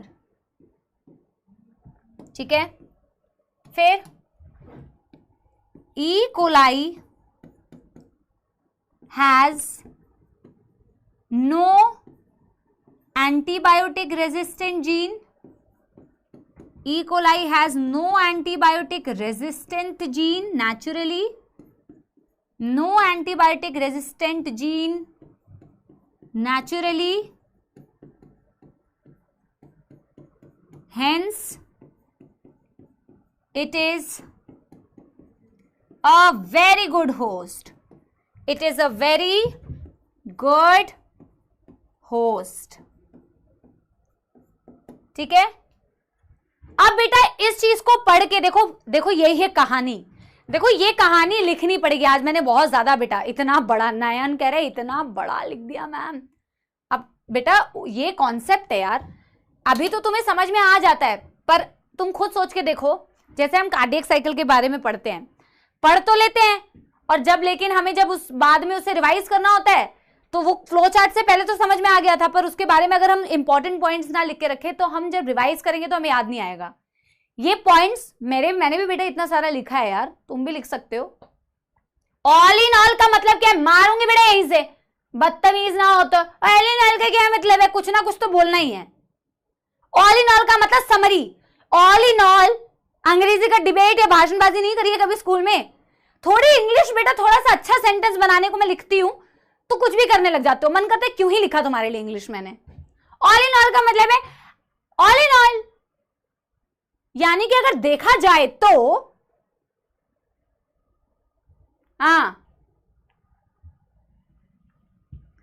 तुम deserve नहीं करते अच्छी English, बड़े आए, फिर मेरी स्पेलिंग ठीक करते हैं, मेरी इंग्लिश ठीक करेंगे, आए बड़े। हाँ,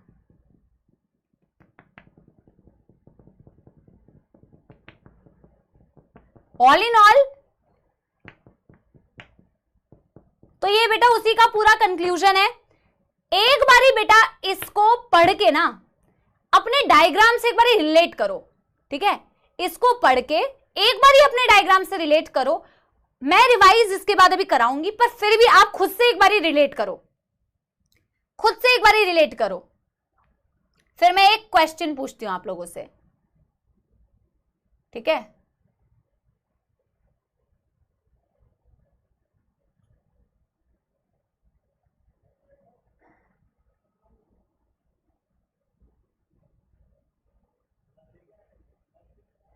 जब लाइफ हो आउट ऑफ कंट्रोल तो बोर्ड पे लिखो all in all, all in all, all in all, समझ कुछ ना आए ऑल इन ऑल।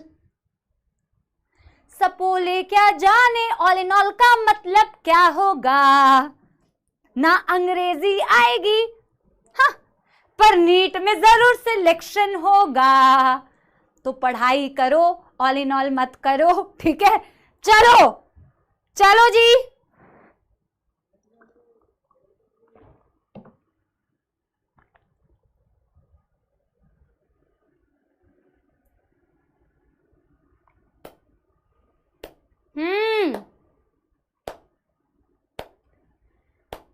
बेटा अगर आप लोगों ने डन डनाडन डन कर लिया है तो मैं एक बार इसको रिवाइज करवाती हूं, ठीक है जी। यस, डन डनाडन डन।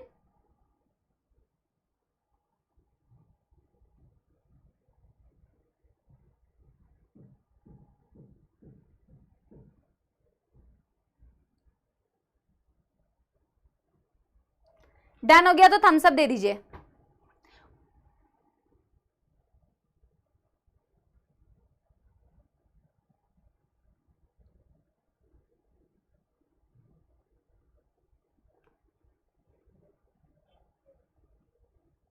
अब मैं बेटा समाप्ति एक्सप्रेस चलाऊंगी और मैं आपको इस पूरे टॉपिक का अभी तक रिवाइज करवाऊंगी, पर एक और वेक्टर है उसके बारे में भी हम पढ़ेंगे। उसका सिलेक्शन प्रोसेस इससे ज्यादा कम टाइम टेकिंग है, मतलब ये बहुत टाइम टेकिंग प्रोसेस होता है जो ये वाला है, इससे कहीं ज्यादा कम समय में recombinant non recombinant, recombinant non recombinant, transform and non transformant के बीच में सिलेक्शन आप कर सकते हैं एक दूसरे प्लाज्मिड को यूज करके।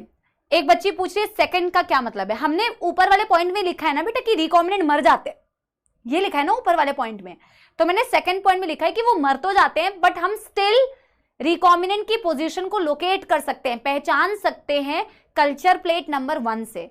सेकंड वाले में तो मर गए ना, तो मर गए तो मैम हमें तो रिकॉम्बिनेंट से काम था, तो हम अब क्या करेंगे, तो हम पहले वाले प्लेट से उसको लोकेट करके उसे सेपरेटली निकाल के ग्रो कर सकते हैं। ठीक है, अब मैं एक बारी क्विक रिवीजन करा रही हूं, किसी को अभी भी कोई कंफ्यूजन है तो एक बारी ठीक ठाक से देख लो। ठीक है, चलो देखो जी, सबसे पहले हमने एवरीबॉडी बेटा अटेंशन, एवरीबॉडी बहुत फटाफट से करा रही हूं मैं।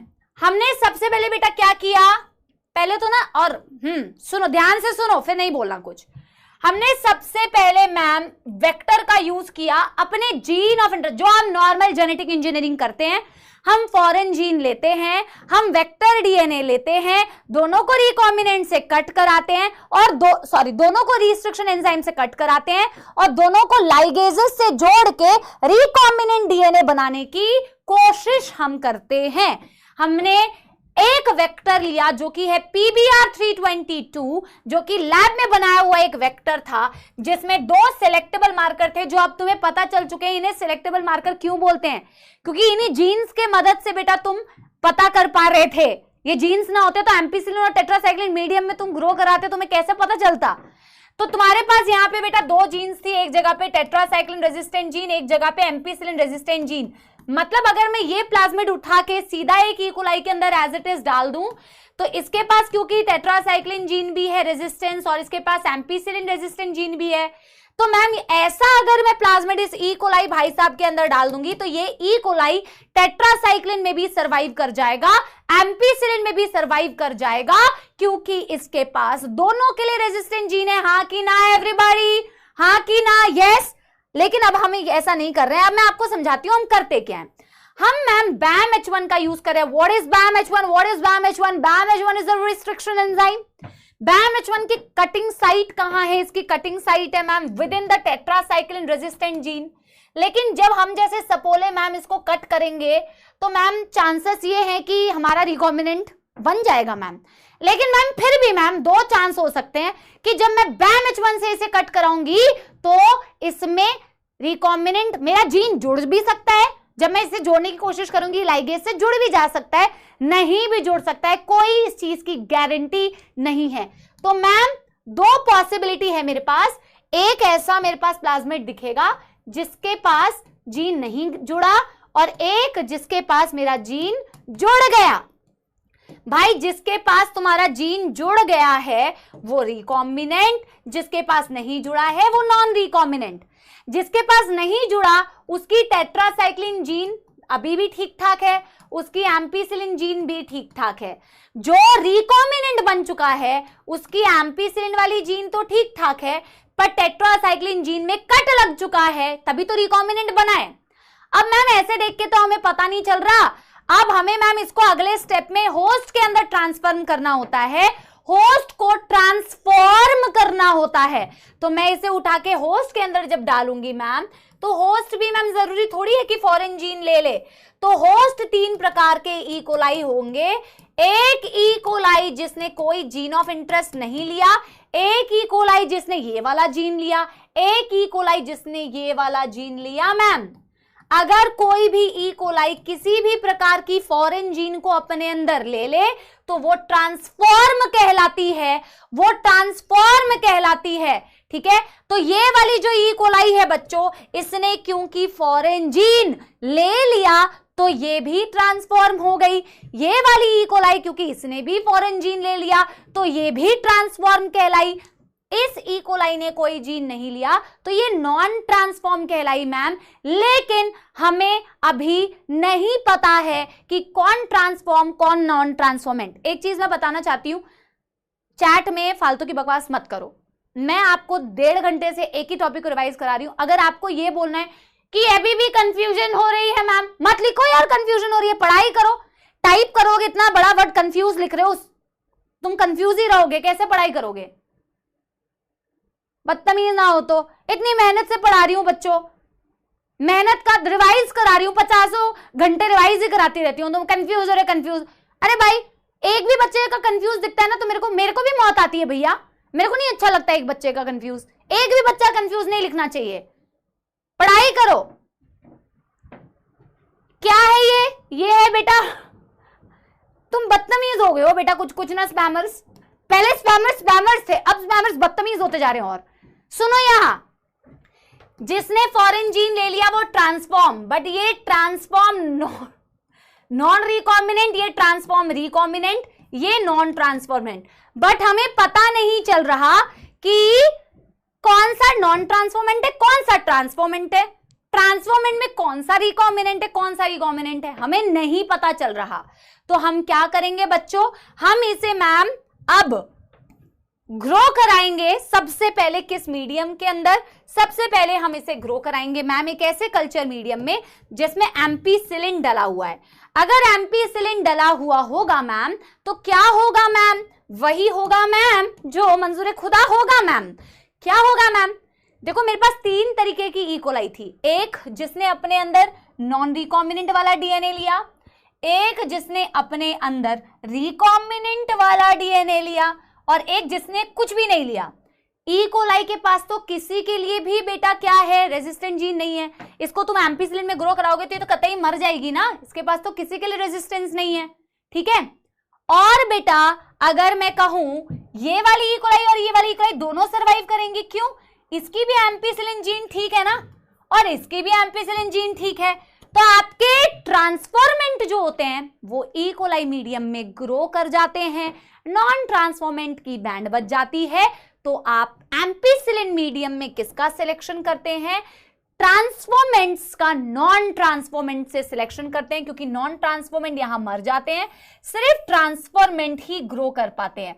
अब ट्रांसफॉर्मेंट में भी 2 कैटेगरी है, एक रिकॉम्बिनेंट एक नॉन रिकॉम्बिनेंट। आपको अब रिकॉम्बिनेंट्स उठाने हैं, रिकॉम्बिनेंट्स का सिलेक्शन करना है। अब आप कैसे सिलेक्ट करोगे, देखो अब आप इसकी कॉपी बनाओगे, इसकी रेप्लिका बनाओगे। कैसे रेप्लिका बनाओगे, एक वुडन ब्लॉक इस पे लगाया और एक नेक्स्ट मीडियम में बेटा इसे डाला और इसको उठा के चिपका के यहां इसको चिपका दिया, लेकिन इस मीडियम में तुमने टेट्रासाइक्लिन डाला हुआ है।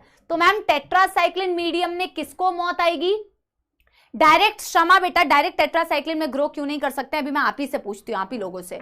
जब मैं इसे टेट्रासाइक्लिन में ग्रो करूंगी तो इन भाई साहब की तो जीन खराब है ना टेट्रासाइक्लिन वाली, क्योंकि इसके अंदर तुमने कट लगा के बेटा जीन को डाला है फॉरन।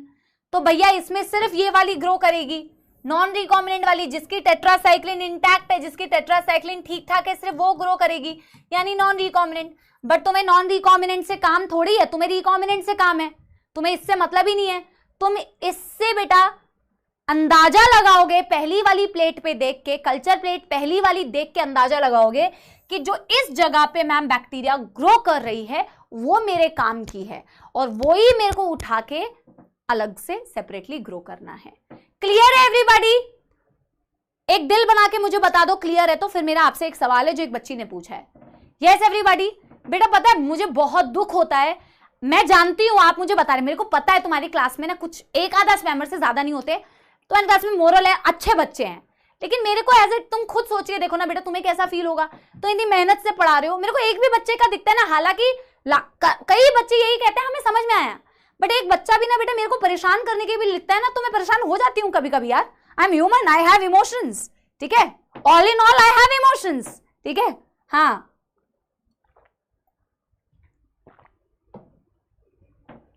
ठीक है, तो एक सवाल बच्चों आप लोगों से मैं पूछती हूं। एक बच्ची ने पूछा कि मैम हम डायरेक्ट टेट्रासाइक्लिन में क्यों नहीं ग्रो कर सकते, क्यों नहीं ग्रो कर सकते, डायरेक्ट टेट्रासाइक्लिन में क्यों नहीं ग्रो कर सकते? क्या हो जाएगा बेटा डायरेक्ट अगर मैं तीनों ई कोलाई को उठा के टेट्रासाइक्लिन में ग्रो कर दूं तो क्या हो जाएगा? तुम सपोले हो, तुम कुछ भी कर सकते हो। डायरेक्ट टेट्रासाइक्लिन में ही क्यों नहीं ग्रो कर दिया तुमने? एम्पिसिलिन और टेट्रासाइक्लिन को क्यों चुना? क्योंकि अगर तुम डायरेक्ट टेट्रासाइक्लिन में ग्रो करोगे तो देखो ट्रांसफॉर्मेंट नॉन ट्रांसफॉर्मेंट तो सिलेक्ट कर ही लोगे, पर तुम्हारी जो रिकॉम्बिनेंट है वो पहले ही मर जाएगी। रिकॉम्बिनेंट पहले ही मर जाएगी, रिकॉम्बिनेंट बचेगी कहां? रिकॉम्बिनेंट तो टेट्रासाइक्लिन में मर जाती है ना। यहां तो तुम्हारे पास एक दूसरी प्लेट थी जिस प्लेट से तुम सिलेक्ट कर पा रहे थे। अब देखो तुम्हारी क्लास के बच्चे खुद आंसर दे रहे हैं। इसका मतलब क्या है? इसका मतलब मैं बहुत अच्छा पढ़ाया तुम्हें, I am brilliant, I am out of this world. ठीक है, तो भैया टेट्रासाइक्लिन में डायरेक्ट नहीं ग्रो कर सकते, रिकॉम्बिनेंट मर जाएगा, उसी से तो काम है तुम्हें, बस दैट्स इट। ठीक है जी, यस एवरीबॉडी, ठीक है, यही तुम्हारा बेटा। लेकिन बेटा ये एक बहुत ही टफ प्रोसेस है, ये एक बहुत टाइम टेकिंग प्रोसेस है। अब मैं दूसरे वाले वेक्टर को आज तो एक्सप्लेन नहीं कर सकती, लेकिन मैं आज की एनसीईआरटी की रीडिंग करा देती हूं। अभी बेटा इसमें 20% टॉपिक बचा हुआ है, एक और प्लाज्मिड के बारे में एक्सप्लेन किया हुआ है। तो ऑल इन ऑल कहने की बात यह है बच्चों कि ये एक बहुत टाइम टेकिंग प्रोसेस है। पहले एम्पिसिलिन में ग्रो करो, फिर टेट्रासाइक्लिन में उसकी कॉपी बनाओ, फिर उसमें से पहले प्लेट में देखो, फिर पहले प्लेट से उसको उठाओ और उसको अलग से ग्रो करो। तो ये जो है बेटा एक बहुत टफ और टाइम कंज्यूमिंग प्रोसेस है। तो तुम इसको थोड़ा समय बचाने के लिए एक दूसरा बेटा प्लाज्मिड यूज करते हो जो कलर प्रोड्यूस करके ये बता देता है कि मैं रिकॉम्बिनेंट हूं या मैं नॉन रिकॉम्बिनेंट हूं। इसके बारे में मैं अगले क्लास में पढ़ाऊंगी। आई विश कि मेरी एक क्लास कंटिन्यूटी में होती इसी हफ्ते, बट अब नहीं हो रही है, ऑब्वियस सी बात है। तो इस हफ्ते तो नहीं पढ़ा पाऊंगी, बट कोई बात नहीं, ठीक है। लेकिन मैं अभी एनसीईआरटी की रीडिंग करा के जाऊंगी बेटा। तुम मुझे ये मत बोलना कि मैं नहीं कराऊं, मैं कराऊंगी बेटा, एनसीईआरटी की रीडिंग करा के जाऊंगी। पर वो वाले प्लाज्मिड, उस वाले वेक्टर के बारे में हम अगले दिन पढ़ लेंगे, ठीक है। उस वाले वेक्टर के बारे में हम अगले दिन पढ़ लेंगे। आज तो इतना ही तुम्हारे लिए काफी है, कोई दिक्कत नहीं है, ठीक है।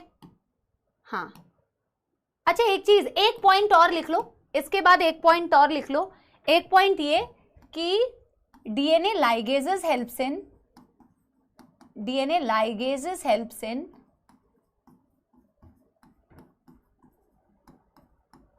joining foreign gene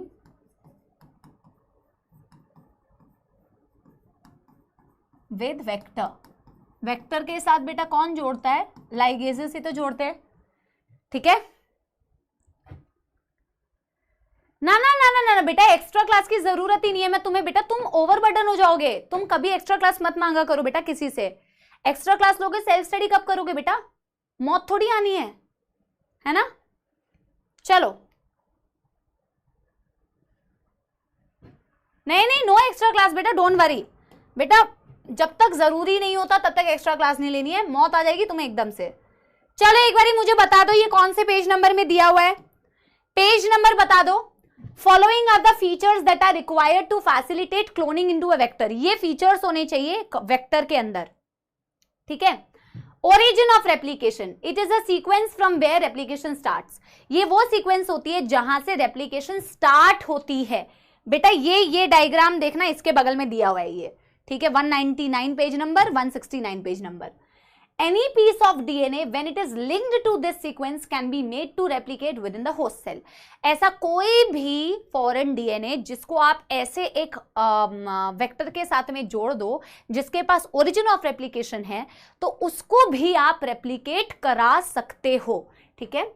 This sequence is also responsible for controlling the copy number of the linked DNA। ये तो मैंने आपको बताया है कि origin of replication copy number को भी कंट्रोल करती है कि उसकी कितनी कॉपीज एग्जिस्ट करेंगी, ठीक है।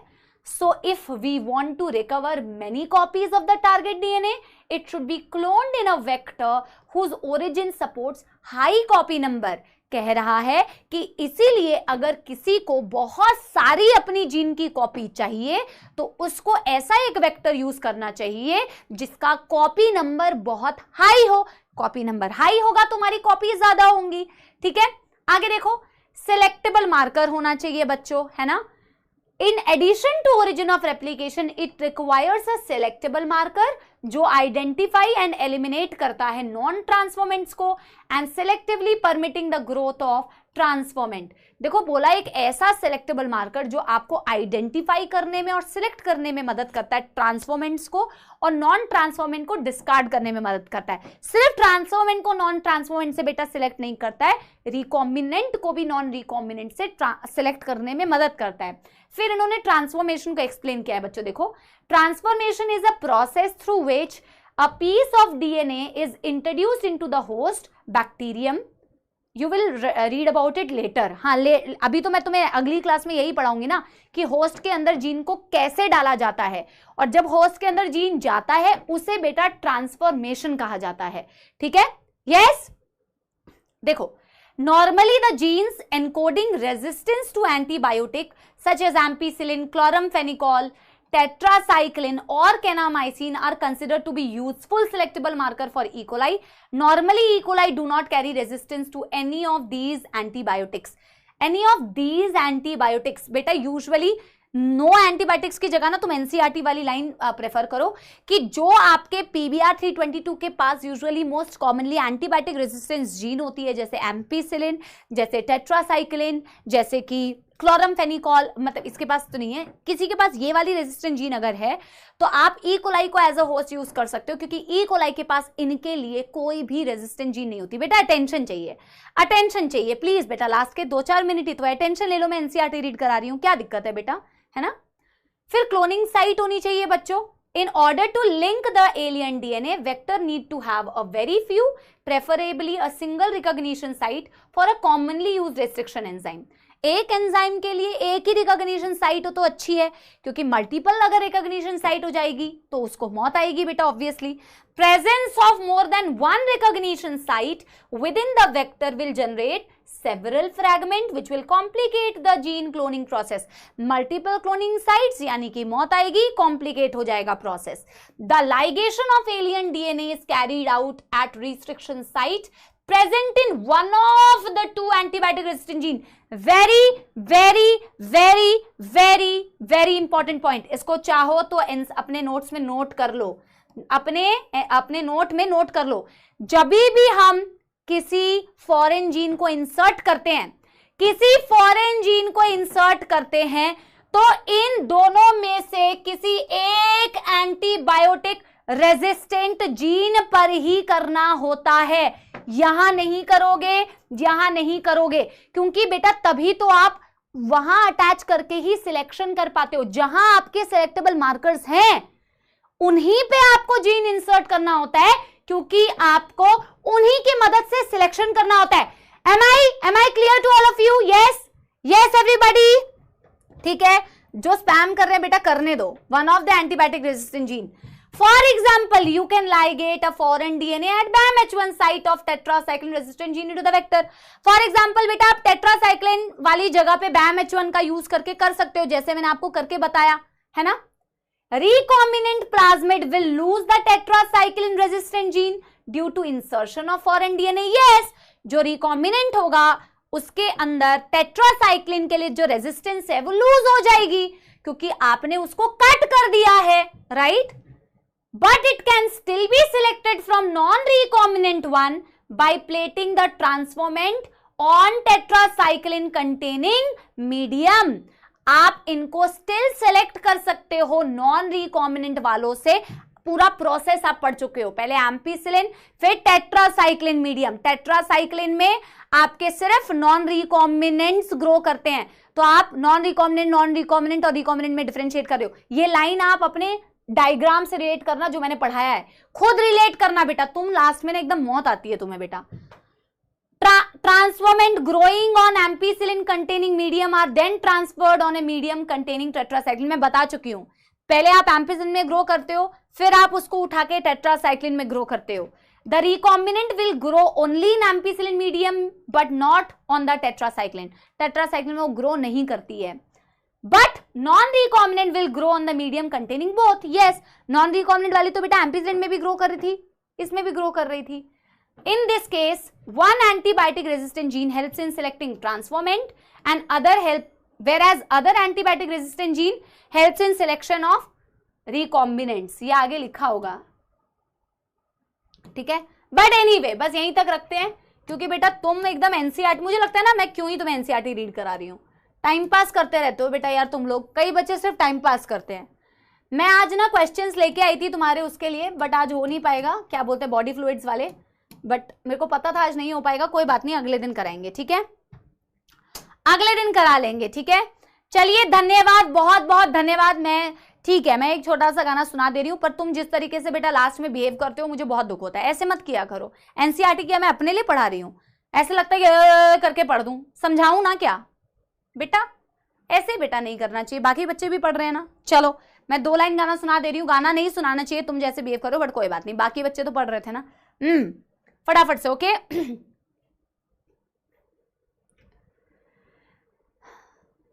ओरी चिड़ैया नन्ही सी चिड़िया अंगना में फिर आ जा रे, ओरी चिड़ैया नन्ही सी चिड़िया अंगना में फिर आ जा रे, हमने तुझ पे हजारों सितम है किए, हमने तुझ पे जहां भर के जुल्म किए, हमने सोचा नहीं तू जोड़ जाएगी, ये ज़मीं तेरे बिन सूनी रह जाएगी, किसके दम पे सजेगा मेरा अंगना, ओरी चिड़ैया नन्ही सी चिड़िया अंगना में फिर आ जा रे। एक शो आता था बेटा सत्यमेव जयते, और उसमें ये गाना गाया गया था, this was actually the song of Satyamev Jayate, where they were talking about female, I think the topic was female foeticide ना, यही, हाँ यही कॉन्सेप्ट था। But anyway thank you very very much, I love you all, ठीक है, thank you thank you thank you so much, do let me know in the comments बेटा, ठीक है, आपके कमेंट्स में जरूर पढ़ूंगी। If you enjoyed this session, and thank you, will meet you very soon in the next session, thank you, bye bye.